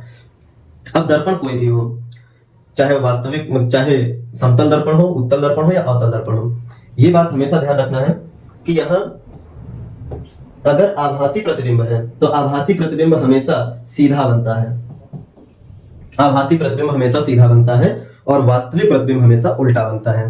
दर्पण में आभासी प्रतिबिंब हमेशा सीधा बनता है और वास्तविक प्रतिबिंब हमेशा उल्टा बनता है। ठीक है, ये बात दिमाग में बैठा लेनी है आपको।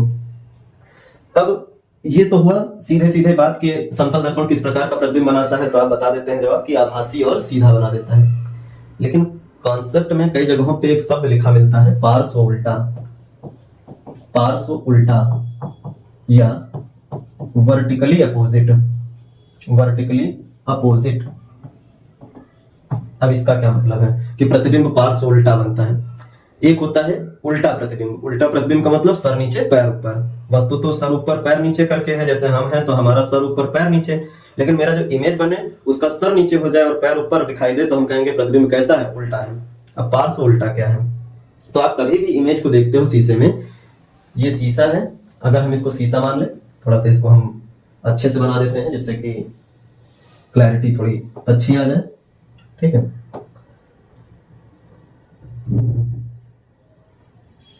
ठीक, ये अगर हम एक शीशा बना दें सामने और कहें कि इसमें हम अपना फेस देख रहे हैं, चेहरा स्वयं को हम देख रहे हैं। ठीक है, ये ठीक, ये अपनी आंखें बना दिया मैंने, नाक, मुंह, कान, और ये रहे बाल। ठीक, ये हमने बना दिया।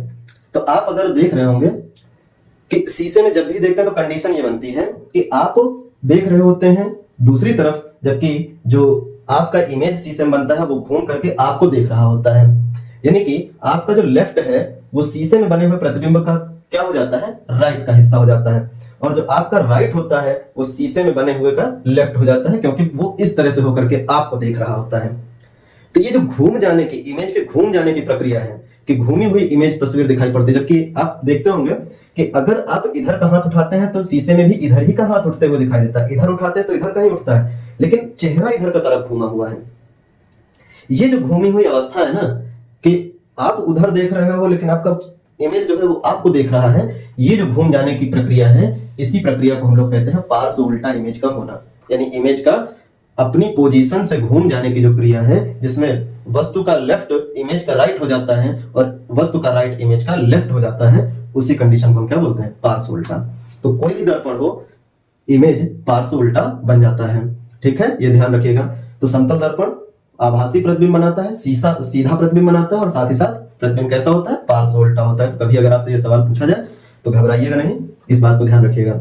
तो ये कॉन्सेप्ट है कि समतल दर्पण किस प्रकार का प्रतिबिंब बनाता है। तो यहां से समतल दर्पण के तो पॉइंट सारे कवर हो गए। अब समतल दर्पण से कोई तथ्य नहीं है, जो जितने महत्वपूर्ण थे वो हमने कवर कर लिए, जिसपे सवाल बनते हैं। ठीक है, अब अगर हम आगे बढ़े तो अगला जो सवाल जो सबसे ज्यादा बनता है वो होता है अवतल दर्पण। अवतल दर्पण यानी कि कॉनकेव मिरर, इसी को हम लोगों को पढ़ लेना है। अगर हम लोग अवतल दर्पण को पढ़ लेते हैं तो हमें सेम लॉजिक उत्तल लेंस के लिए लगाना है, बिल्कुल कहीं से कहीं तक नहीं। तो देखिए, दर्पण हो या लेंस हो, कुछ बिंदुएं होती हैं, बिंदुएं जिसमें से एक बिंदु निकल के आता है।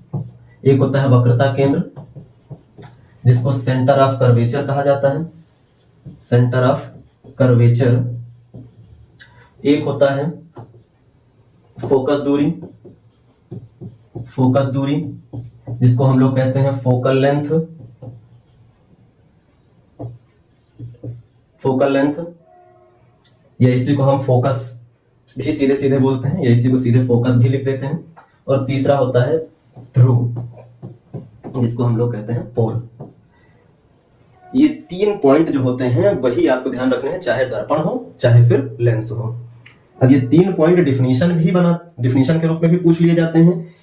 इन 3 पॉइंट्स में सभी का एक दूसरे से रिलेशन भी पूछ लिया जाता है, तो हमको ध्यान रखना है कि हम लोग कैसे इनको डिसाइड करेंगे। तो चलिए दर्पण की बात करते हैं। तो देखिए हम लोग पहले पढ़ चुके हैं कि जो दर्पण होता है वो खोखले गोले का भाग होता है। तो चलो भाई हम एक खोखला गोला बना लेते हैं।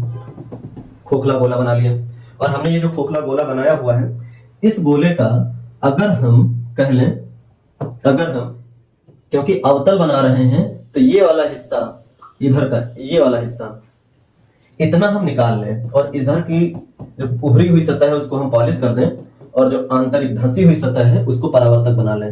यानी कि ये जो सतह आपको दिखाई दे रही है इसकी बात कर रहे हैं, ठीक है। ये तो ये बन गया है अवतल लेंस, सॉरी अवतल दर्पण बन गया है। अब ये पॉइंट्स कैसे निकलते हैं, तो देखिए ये जो दर्पण है ये एक गोले का भाग है।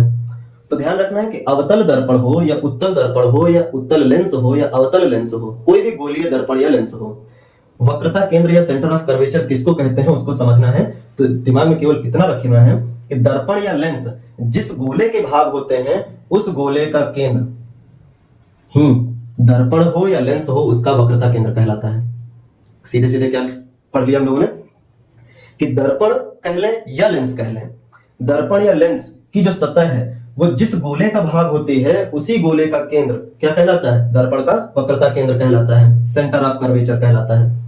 अब वक्रता केंद्र से अगर हम एक ऐसी रेखा खींचें जो दर्पण को 2 बराबर भागों में बांट दें, हमने क्या कहा, दर्पण सेंटर ऑफ कर्वेचर से यानी वक्रता केंद्र से हम एक ऐसी रेखा खींचें जो दर्पण को 2 बराबर भागों में क्या कर दे, बांट दे, यानी दोनों तरफ के बराबर भाग कर दे। तो वक्रता केंद्र से खींची गई वह रेखा जो दर्पण को 2 बराबर भागों में बांट देती है, तो जिस स्थान पर जो ये रेखा है वो दर्पण को 2 भागों में बांटती है उसी बिंदु को हम लोग क्या कहते हैं, ध्रुव। ध्रुव यानी पोल, पोल यानी वक्रता केंद्र से दर्पण को 2 बराबर भागों में बांटने के लिए खींची जाने वाली रेखा दर्पण को जिस बिंदु पर 2 बराबर भागों में बांटती है उसी बिंदु को हम लोग क्या कह देते हैं, ध्रुव कह देते हैं, ठीक है। अब ये जो ध्रुव है और ये जो वक्रता केंद्र है, यहां इन दोनों को जो ये रेखा आपस में जोड़ रही है, इसी रेखा को हम लोग कहते हैं प्राथमिक अक्ष, प्राथमिक अक्ष या primary axis, primary axis, axis इसी को हम लोग मुख्य अक्ष भी कह देते हैं, मुख्य अक्ष भी कह देते हैं। तो प्राथमिक अक्ष या मुख्य अक्ष या प्राइमरी एक्सिस की बात की जाए, ठीक है, प्राइमरी एक्सिस की बात की जाए तो ध्यान रखना, एक्सिस की बात करें तो ये प्राइमरी एक्सिस किसको कहते हैं, वक्रता केंद्र और ध्रुव को मिलाने वाली जो रेखा है उसी को हम लोग मुख्य अक्ष कहते हैं, ठीक है। अब फोकस दूरी क्या है, फोकस दूरी की बात करें तो फोकस दूरी उस बिंदु को कहा जाता है जो वक्रता केंद्र और ध्रुव को जोड़ने वाली जो प्राथमिक एक्सिस है, मुख्य अक्ष है, उसको 2 बराबर भागों में बांट दे। यानी वक्रता केंद्र और ध्रुव को मिलाने वाली मुख्य रेखा को 2 बराबर भागों में बांटने वाला बिंदु ही क्या कहलाता है, फोकस दूरी कहलाता है। वक्रता केंद्र और ध्रुव को मिलाने वाली जो रेखा है यानी मुख्य अक्ष, इसको 2 बराबर भागों में बांट देने वाला बिंदु दर्पण का क्या कहलाएगा, फोकस बिंदु कहलाएगा, या फोकस दूरी कहलाएगा, या फोकल लेंथ कहलाएगा, ये ध्यान रखना है, ठीक है। फोकस बिंदु भी कहा जाता है तो ये ध्यान रखिएगा, दूरी कह लें या बिंदु, पहले तो ये बिंदु ही है और बाद में दर्पण से जब दूरी काउंट करते हैं तो ये दूरी हो जाती है। अब देख रहे होंगे अगर आप इसी से रिलेशन निकालने की कोशिश करें तो अभी हमने जो बात करी उसको आप डिफिनीशन के तौर पे याद रख सकते हैं, सारी बातें आप लिख सकते हैं इस चीज को नोट्स बना करके, ठीक है। अब इसको अगर हम रिलेशन निकालने की कोशिश करें तो आप देख रहे होंगे कि यहां से यानी कि दर्पण से लेकर के सेंटर ऑफ कर्वेचर यानी वक्रता केंद्र तक जो दूरी दी गई है, यानी कुल दूरी को हम अगर c मान लें तो ये c जो है वो कितने के बराबर है, आधा इस इधर f है और आधा इधर f के है, यानी कि c इज इक्वल टू है टोटल 2f के, क्योंकि f ही वो बिंदु है जो इधर और इधर की दूरियों को बराबर भागों में बांट रहा है। तो c इज इक्वल टू कितना हो जाएगा, 2f हो जाएगा। तो f इज इक्वल टू क्या हो जाएगा, c/2। ये आपस में रिलेशन है, किसका रिलेशन है, वक्रता त्रिज्या और फोकस दूरी का।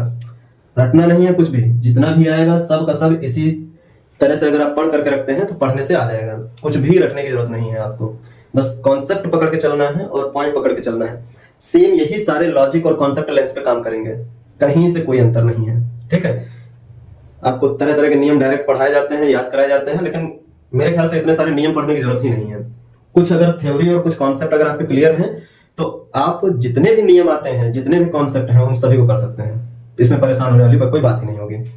तो ठीक है, तो देख लिया वक्रता केंद्र और फोकस के बीच का संबंध क्या होगा, वक्रता केंद्र बराबर होता है फोकस के दो हिस्सों के, यानी कि 2 गुने के। और अगर फोकस की बात करें तो वो कुल वक्रता का क्या होता है, आधा होता है, ठीक है। तो कुल वक्रता का आधा होता है। इससे सीधे सवाल बन जाते हैं, कई बार सवाल दे देता है कि दर्पण की वक्रता त्रिज्या इतनी है तो उसकी फोकस दूरी कितनी होगी। यानी अगर हम कहें कि दर्पण की वक्रता त्रिज्या 10 सेंटीमीटर है, वक्रता त्रिज्या 10 सेंटीमीटर है, तो उस दर्पण की फोकस दूरी क्या होगी, तो आप सीधे कह दोगे 5 होगी। या ऐसे कह दे कि एक दर्पण है, उसकी फोकस दूरी 5 सेंटीमीटर, तो उसकी वक्रता त्रिज्या क्या होगी, तो आप फोकस दूरी का डबल कर दोगे तो वक्रता त्रिज्या निकल आएगी। यही करना है आपको और कुछ नहीं। तो ये एक बात हुई, हमने पॉइंट निकाल लिए हैं, ठीक है, कि वक्रता केंद्र किसको कहते हैं, फोकस दूरी किसको कहते हैं, ध्रुव किसको कहते हैं, मुख्य अक्ष किसको कहते हैं। अब आते हैं न्यूमेरिकल की साइड कि ये जो सवाल है वो कैसे सवाल बनाता है, ठीक है। तो चले सवाल के हिसाब से देखते हैं। ये हमने अवतल दर्पण बना लिया, अवतल दर्पण बना लिया, ठीक है, अवतल दर्पण बनाया। ये एक हमने प्राइमरी एक्सिस ले लिया, मुख्य अक्ष ले लिया, मुख्य अक्ष पर एक वक्रता केंद्र ले लिया हमने, ठीक है, एक हमने वक्रता केंद्र ले लिया, मुख्य अक्ष पर ही हमने एक फोकस बिंदु ले लिया, और यहां पर आपको एक क्या मिल गया, पोल मिल गया, पोल। यही पॉइंट हम लोगों ने पढ़े हैं कि अभी यही पॉइंट किसको क्या कहते हैं, कैसे बनता है, कैसे निकलता है। अब देखिए सवाल यही होता है कि वस्तु कहां पे रखी जाए कि उसका प्रतिबिंब कहां पर बने, ठीक है। यानी वस्तु कहां पे है, प्रतिबिंब कहां पर, वस्तु इतना बड़ा तो उसकी तुलना में प्रतिबिंब इतना छोटा, या कैसा बनता है, ये सारी चीजें देखनी है हम लोगों को। तो देखिए 1 2 3 पॉइंट, एक पॉइंट आता है अनंत, अनंत यानी वक्रता के बाद कुछ दूरी को छोड़ करके सारी दूरियां क्या हो जाती हैं, अनंत हो जाती हैं। और इस तरीके से अगर देखा जाए तो, इस तरीके से अगर देखें तो हमें टोटल कुछ पॉइंट मिल जाते हैं, जैसे वस्तु कहां कहां रखी जा सकती है और प्रतिबिंब कहां कहां रखी जा सकती है, वस्तु कहां कहां रखी जा सकती है और प्रतिबिंब कहां कहां बन सकती है। देखिए एक बात ये नोट करके रख लेना कि जो वस्तु होता है उसको हम लोग अपनी स्थिति अपने अनुसार व्यवस्थित कर सकते हैं। यानी वस्तु को रखा जाना किसी दर्पण के सामने वो हमारे ऊपर निर्भर करता है। हम अपने आप को अगर ऑब्जेक्ट मान लें तो हम दर्पण के कितने नजदीक स्वयं को ले जा सकते हैं या कितने भी दूर ले जा सकते हैं, वो हमारे ऊपर निर्भर करता है। लेकिन मेरा इमेज दर्पण में कहां बनेगा वो हम डिसाइड नहीं कर सकते, वो कौन डिसाइड करेगा, स्वयं दर्पण डिसाइड करेगा। यानी वस्तु की स्थिति वस्तु को रखने वाले पर निर्भर करती है या स्वयं वस्तु पर निर्भर करती है, जबकि प्रतिबिंब की स्थिति किस पर निर्भर करती है, दर्पण पर निर्भर करती है। तो हम लोग इसके नियम को पढ़ने के लिए ये बात लॉजिकली लगा देते हैं। हमने पहले ही कहा किरण आरेख और ये सब चीजें बनाने की जरूरत नहीं है, ठीक है, क्योंकि आप एकेडमिक्स में नंबर पाने के लिए ब्यौरा नहीं तैयार कर रहे हैं। आप कम से कम पढ़ करके ज्यादा से ज्यादा बेहतर क्लैरिटी के साथ जो कॉन्सेप्ट है और जो ऑप्शन टिक करने की कला है उसको सीख रहे हैं, ठीक है। तो यहाँ पे हम लोग वो प्रक्रिया अपना रहे हैं।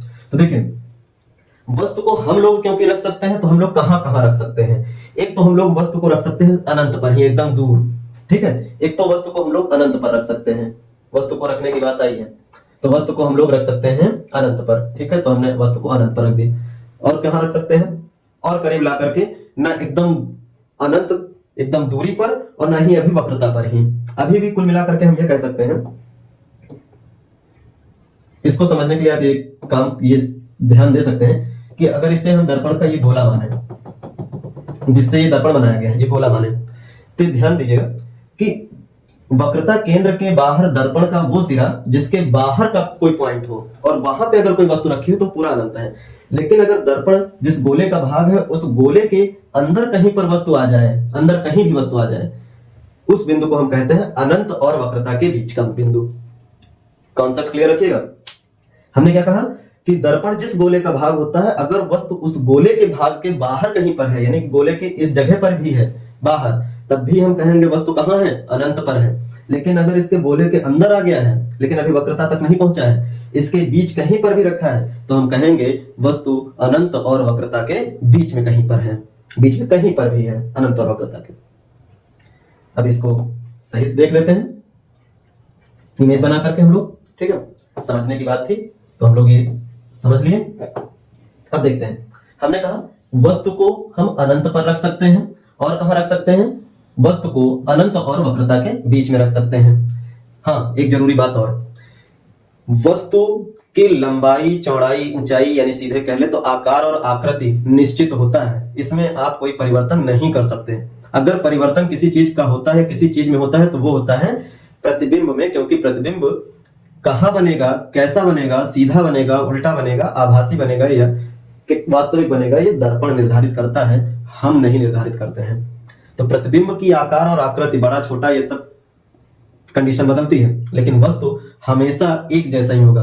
अब ऐसा नहीं कि हम यहाँ पर खड़े हैं तो कुछ और, लेकिन शीशे में देखें तो शीशे से अगर दूर हैं तो थोड़े बड़े दिखाई देंगे और नजदीक आ गए तो सीधे छोटे हो गए। मतलब प्रतिबिंब की बात नहीं कर रहे हैं, हम स्वयं की बात कर रहे हैं। दर्पण से दूर हैं तो हम बड़े हो गए और दर्पण के पास गए तो छोटे हो गए, नहीं, हमारा प्रतिबिंब बड़ा या छोटा होगा लेकिन हम वैसे के वैसे रहेंगे, ठीक है। तो वस्तु हमेशा बराबर होता है। अब देखो, अनंत और वक्रता के बीच कहीं पर वस्तु रख दी गई, आगे हम वस्तु को और आगे बढ़ा सकते हैं, तो अब अनंत और वक्रता के बीच का फासला खत्म हो गया, तो वस्तु आगे कहां रखी जा सकती है, सीधे वक्रता पर रखी जा सकती है, ठीक है। अब अगर हम बात करें तो वस्तु वक्रता पर आ गई। अब वक्रता और फोकस के बीच आगे हम वस्तु को खिसका सकते हैं, यानी आगे अगर वस्तु को खिसकाए तो वस्तु आगे वक्रता और फोकस के बीच चली जाएगी। और अगर आगे वस्तु को हम रखना चाहें तो आगे हम वस्तु को कहां रख सकते हैं, फोकस पर रख सकते हैं। लेकिन अभी भी हमारे पास जगह है, फोकस के आगे हम वस्तु को खिसका सकते हैं, और फोकस के आगे खिसकाने का मतलब है ध्रुव और फोकस के बीच वस्तु को हम ला सकते हैं, यानी फोकस और पोल के बीच में वस्तु को हम रख सकते हैं।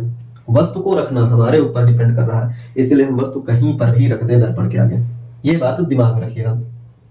तो हम वस्तु को कहां कहां रखें, अनंत पर रख दिया है, अनंत और वक्रता पर रखा है, वक्रता पर रखा है, वक्रता और फोकस के बीच रखा है, फोकस पर रखा है, और फोकस और ध्रुव के बीच रखा है। टोटल 6 परिस्थितियां हैं जिस पर हमने वस्तु को रखा हुआ है।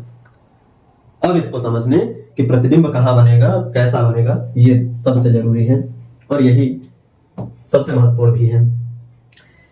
अब देखो, हमने सबसे पहले वस्तु कहां रखा था, अनंत पर। ये दिमाग में रखना कुछ बातें, सबसे पहली बार वस्तु कहां रखी है, अनंत पर। तो प्रतिबिंब सबसे पहले किस वस्तु का बनेगा, जो अनंत पर है, यानी अनंत पर रहते हुए प्रतिबिंब बना तो पहला प्रतिबिंब होगा। सवाल ये कई बार पूछा हुआ है कि अवतल दर्पण के लिए सबसे पहले प्रतिबिंब कहां प्राप्त होता है। वो सवाल आपको इसी से पता चलता है कि पहली बार वस्तु हमेशा अनंत पर रखी जाती है, डायरेक्ट यहां से दूर नहीं ले जाया जाता है, दूर से पास लाया जाता है वस्तु को। तो इसको हम सीधे इस जगह पे कॉन्सेप्ट के हिसाब से लिख सकते हैं कि वस्तु दूर से दर्पण के पास आती है, दर्पण के पास आती है, पास आती है, इस चीज को हम लिख सकते हैं। अब वस्तु अनंत पर थी तो उसका पहला प्रतिबिंब कहां बनेगा, इसको आपको ध्यान रखना है, इन बिंदुओं को याद रखिएगा, ये है C और ये है F। तो पहला प्रतिबिंब जो अनंत पर है वस्तु, उसका पहला प्रतिबिंब आपको मिलेगा फोकस पर। मैंने क्या कहा था, प्रतिबिंब का बनना दर्पण पर डिपेंड करता है, हमारे ऊपर नहीं। हमारे ऊपर क्या निर्भर किया था, वस्तु का रखा जाना, और हमने वस्तु अनंत पर रखा था तो दर्पण ने प्रतिबिंब कहां बना दिया था, फोकस पर बना दिया था। अब ऐसी स्थिति में जो प्रतिबिंब फोकस पर बनेगा वो वस्तु की तुलना में बहुत छोटा और उल्टा बनेगा, उल्टा दिखाई देगा। और आपको बताया गया था कि उल्टा प्रतिबिंब वास्तविक प्रतिबिंब होता है, या यूं कह ले कि जो दर्पण की सतह पर यानी दर्पण से आगे प्रतिबिंब बनता है वो उल्टा प्रतिबिंब होता है, वास्तविक प्रतिबिंब होता है, ठीक। तो अनंत पर वस्तु है तो पहला प्रतिबिंब कहां मिला हमें, फोकस पर मिल गया, ठीक है। अनंत के आगे हम लोग लेकर के आए वक्रता और अनंत के बीच, तो प्रतिबिंब दर्पण से दूर जाएगा। इसी नियम को ध्यान रखिएगा लॉजिकली, वस्तु दूर से दर्पण के पास आता है तो प्रतिबिंब दर्पण से दूर जाता है, दूर जाता है। वस्तु दूर से दर्पण के पास आता है तो प्रतिबिंब दर्पण से दूर जाता है। अब वस्तु अनंत से वक्रता और अनंत के बीच आया तो प्रतिबिंब फोकस से आगे दूर जाएगा तो कौन सा बिंदु पर जाएगा, यहां पर जाएगा, ये है फोकस, ठीक है, और यहां पर आएगा तो ये वक्रता और फोकस के बीच चला जाएगा। ऐसी स्थिति में प्रतिबिंब जो होगा, प्रतिबिंब जो होगा वो कुछ बड़ा बनेगा, प्रतिबिंब कुछ बड़ा बनेगा, कुछ बड़ा बनेगा, लेकिन अभी भी वस्तु की तुलना में छोटा रहेगा। तो सवाल बनता है अनंत पर अगर वस्तु है तो प्रतिबिंब बहुत छोटा, अनंत और वक्रता के बीच में है तो प्रतिबिंब थोड़ा बड़ा लेकिन वस्तु से छोटा होगा। यहाँ केवल छोटा शब्द यूज करते हैं और यहाँ बहुत छोटा शब्द यूज करते हैं। और नजदीक लेकर के आए वस्तु को कहाँ रख दिए हैं, वक्रता पर रख दिए हैं, तो प्रतिबिंब और दूर जाएगा, और दूर जाएगा तो कहाँ चला जाएगा, वक्रता पर ही चला जाएगा, और जो वक्रता पर वस्तु होगा बराबर ही उसके प्रतिबिंब दिखाई पड़ेगा। यानी वक्रता वो जगह होती है जहां पर वस्तु रख दी जाए तो उसका प्रतिबिंब बराबर बनेगा, ये ध्यान रखना है। और क्या कर सकते हैं, वस्तु को और नजदीक लेके आते हैं तो वक्रता और फोकस के बीच रखते हैं, प्रतिबिंब और दूर जाएगा, और दूर कहां जा सकता है, अनंत और वक्रता के बीच कहीं पर जा सकता है। ऐसी स्थिति में अब प्रतिबिंब जो है वस्तु से थोड़ा क्या हो जाएगा, बड़ा बनेगा, लेकिन अभी बहुत बड़ा की कंडीशन नहीं आएगी क्योंकि अभी एक पोजीशन और है। तो अब वस्तु को हम कहां लेके आए, एफ पर, फोकस पर रख दिए, तो प्रतिबिंब कहां चला जाएगा, अनंत पर चला जाएगा, और ये जो प्रतिबिंब है ये बाकियों की तुलना में सबसे बड़ा है। यानी कि फोकस पर रखी हुई वस्तु का प्रतिबिंब अवतल दर्पण के लिए सबसे बड़ा प्राप्त होता है, और अनंत पर रखी हुई अवतल दर्पण के लिए कोई वस्तु का प्रतिबिंब फोकस पर सबसे छोटा प्राप्त होता है, जस्ट उल्टा है। लेकिन अब देखो हमने अनंत पे रखा था, पहला प्रतिबिंब फोकस पर बन गया, अब फोकस पर वस्तु लेकर के आए हैं, अनंत पर प्रतिबिंब बन चुका है, यानी प्रतिबिंब फोकस पर बनने से शुरू हुआ था और अनंत पर बनके पूरा कर लिया है। अब अनंत से आगे तो कुछ होता नहीं है, लेकिन हमारे ऊपर खुराफात सूझी थी, हमने क्या किया, वस्तु को और आगे खिसका दिया दर्पण के पास, फोकस और ध्रुव के बीच लेकर चले आए। तो ऐसी स्थिति में अब क्या होगा, जगह तो है नहीं भाई उधर, प्रतिबिंब कहां बनेगा, तो दर्पण क्या करेगा, प्रतिबिंब को दर्पण के पीछे बना देगा। यानी कि अगर वस्तु फोकस और ध्रुव के बीच में है तो प्रतिबिंब कहां चला जाएगा, दर्पण के पीछे।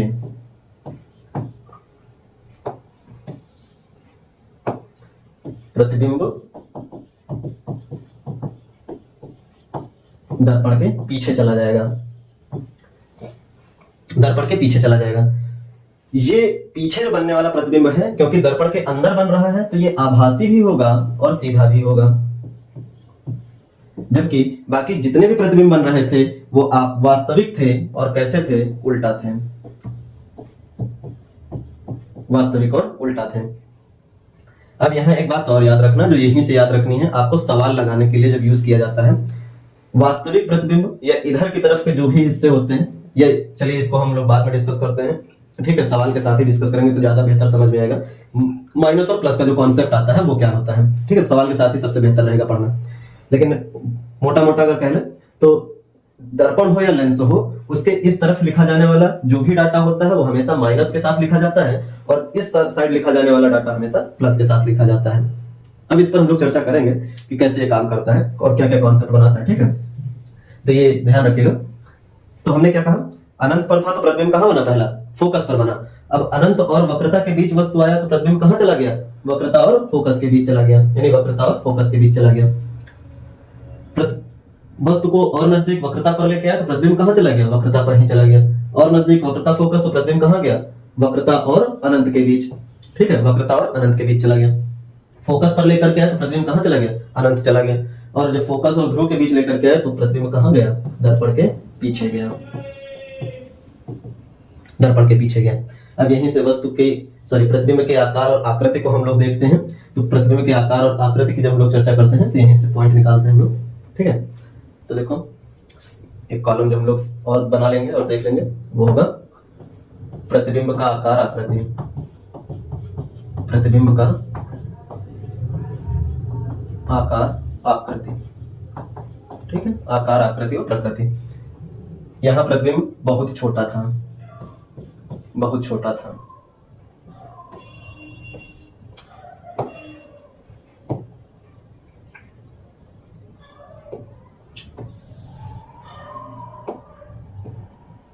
प्रतिबिंब बहुत छोटा, ठीक है, बहुत छोटा, वास्तविक और उल्टा, वास्तविक उल्टा, ठीक है, सभी ऐसे ही होंगे, वास्तविक उल्टा, थोड़ा सा ठीक है, ठीक है, वास्तविक उल्टा, ठीक है। वास्तविक उल्टा। अब दूसरा था वक्रता और फोकस के बीच आया तो प्रतिबिंब थोड़ा बड़ा होगा लेकिन अभी भी वस्तु की तुलना में छोटा होगा, तो यहाँ छोटा शब्द यूज करेंगे, वास्तविक यूज करेंगे और उल्टा यूज करेंगे। ठीक है, यहाँ पर वस्तु और प्रतिबिंब के आकार एक दूसरे से बराबर हो जाएंगे लेकिन वस्तु की तुलना में प्रतिबिंब अभी भी वास्तविक और उल्टा कहलाएगा। यहाँ पर वस्तु की तुलना में प्रतिबिंब बड़ा होगा, वास्तविक होगा और उल्टा होगा। यहाँ पर बात करें इस कंडीशन में तो प्रतिबिंब का आकार बहुत बड़ा होगा, वास्तविक होगा और उल्टा होगा। यहाँ इस वाले कंडीशन में बात करें तो वस्तु की तुलना में प्रतिबिंब लगभग बराबर होता है। ठीक है, ऊर्ध्वाधर बोलते हैं इसको, ऊर्ध्वाधर बड़ा। ठीक है, थोड़ा सा बड़ा दिखाई पड़ता है, ज्यादा नहीं। ठीक है, और कैसा होगा, दर्पण के अंदर बन रहा है तो आभासी होगा, और कैसा होगा, आभासी प्रतिबिंब कैसा होता है, सीधा होता है। तो ये कुछ कंडीशन है, बस याद रखना है कि जैसे जैसे हम वस्तु को दूर लेकर के आते हैं वैसे वैसे प्रतिबिंब दूर होता जाता है। और क्या याद रखना है कि अवतल दर्पण के लिए बनने वाला पहला प्रतिबिंब कहाँ बनता है, फोकस पर, और अंतिम प्रतिबिंब कहाँ बनता है, दर्पण के पीछे। पहला प्रतिबिंब फोकस और अंतिम प्रतिबिंब दर्पण के पीछे। पहली बार वस्तु को कहां पर दर्पण के लिए रखा जाता है, अनंत पर, और अंतिम बार वस्तु को कहां रखा जाता है, फोकस और ध्रुव के बीच। ये ध्यान रखना। और कह दिया जाए कि अवतल दर्पण के लिए किस स्थान पर प्रतिबिंब प्राप्त नहीं होता है, तो वो होता है फोकस और ध्रुव के बीच। यहाँ पर प्रतिबिंब प्राप्त नहीं होता है। कुछ सवाल है जो हम बोल रहे हैं वो आप नोट कर लीजिएगा। ठीक है, जो हमने बोला अभी वो सब नोट कर लीजिएगा कि प्रतिबिंब कहाँ नहीं बनता है अवतल दर्पण के लिए, फोकस ध्रुव के बीच। पहला प्रतिबिंब कहाँ बनता है, फोकस पर। अंतिम प्रतिबिंब कहाँ बनता है, दर्पण के पीछे। पहली बार वस्तु कहाँ रखी जाती है, अनंत पर, और अंतिम बार वस्तु कहाँ रखी जाती है, फोकस और ध्रुव के बीच। बाकी आप कॉन्सेप्ट लगा लीजिएगा कि अनंत पर रखा हुआ जो वस्तु है उसका प्रतिबिंब बहुत छोटा होता है। ठीक है, अनंत और वक्रता के बीच रखा हुआ जो वस्तु होता है उसका प्रतिबिंब थोड़ा बड़ा लेकिन वस्तु की तुलना में छोटा होता है। वक्रता पर रखा हुआ जो वस्तु है उसका प्रतिबिंब वस्तु की तुलना में बराबर ही होता है, यानी वस्तु और प्रतिबिंब दोनों बराबर हो जाते हैं। वक्रता और फोकस के बीच रखे हुए वस्तु का प्रतिबिंब जो यहाँ बन रहा है अनंत और वक्रता के बीच, वो वस्तु से थोड़ा बड़ा हो जाता है, और फोकस पर रखे हुए वस्तु का प्रतिबिंब अनंत पर बनता है और ये बहुत बड़ा होता है, यानी सबसे बड़ा होता है। ठीक है, तो ये चीज ध्यान रखना है। तो ये पूरा कॉन्सेप्ट जो यहाँ पे हमने बताया कि जैसे जैसे दर्पण के पास लेकर के आएंगे प्रतिबिंब दर्पण से दूर होता जाएगा। ये अवतल दर्पण को लेकर के है हम लोगों ने बात करी। तो आज इतना ही हम लोग अभी रखते हैं। पहले इस कॉन्सेप्ट को आप क्लियर कर लीजिए, इसके प्रॉपर नोट्स बना लीजिए। पीडीएफ आप लोगों को टेलीग्राम चैनल पर उपलब्ध करा दिया जाएगा। बाकी इसके जो न्यूमेरिकल बेस्ड सवाल हैं और साथ में इनके यूजेस कहाँ पे होते हैं और इसके किस तरह के सवाल बनते हैं वो अगले वीडियो में, जो कि बहुत जल्द, अब विलंब नहीं होगा। ठीक है, अभी तक थोड़े कार्य इधर उधर के थे जिसके कारण वीडियो नहीं पढ़ पा रही थी साइंस की, लेकिन अब कोशिश की जाएगी कि प्रतिदिन आपको 2 वीडियोस प्राप्त हो जाए, जिसमें एक फिजिक्स हम लेकर के चलेंगे अल्टरनेट, और एक साथ में बायोलॉजी साथ साथ लेकर चलेंगे। तो दोनों हम साथ ही साथ करते हुए चलेंगे। ठीक है, और कुछ दिनों के बाद हम लोग जीएस में भी चर्चाएं प्रारंभ कर देंगे और जीएस को भी साथ में लेकर के चलेंगे, यानी कि प्रतिदिन जीएस का कोई एक टॉप सब्जेक्ट ले लेंगे और फिजिक्स और बायोलॉजी ये दोनों साथ में चलती रहेंगी। मैथ की आपकी चल ही रही है, जैसा कि आपको डेली उसके क्लास मिल जाते हैं। तो कोई समस्या या दिक्कत हो तो आप टेलीग्राम चैनल, जो चैनल के लिंक डिस्क्रिप्शन में दिया हुआ है, वहां से आप जुड़ सकते हैं और वहां पे अपनी समस्या या कोई भी दिक्कत हो तो साझा कर सकते हैं। फिलहाल आज इतना ही रखते हैं। धन्यवाद।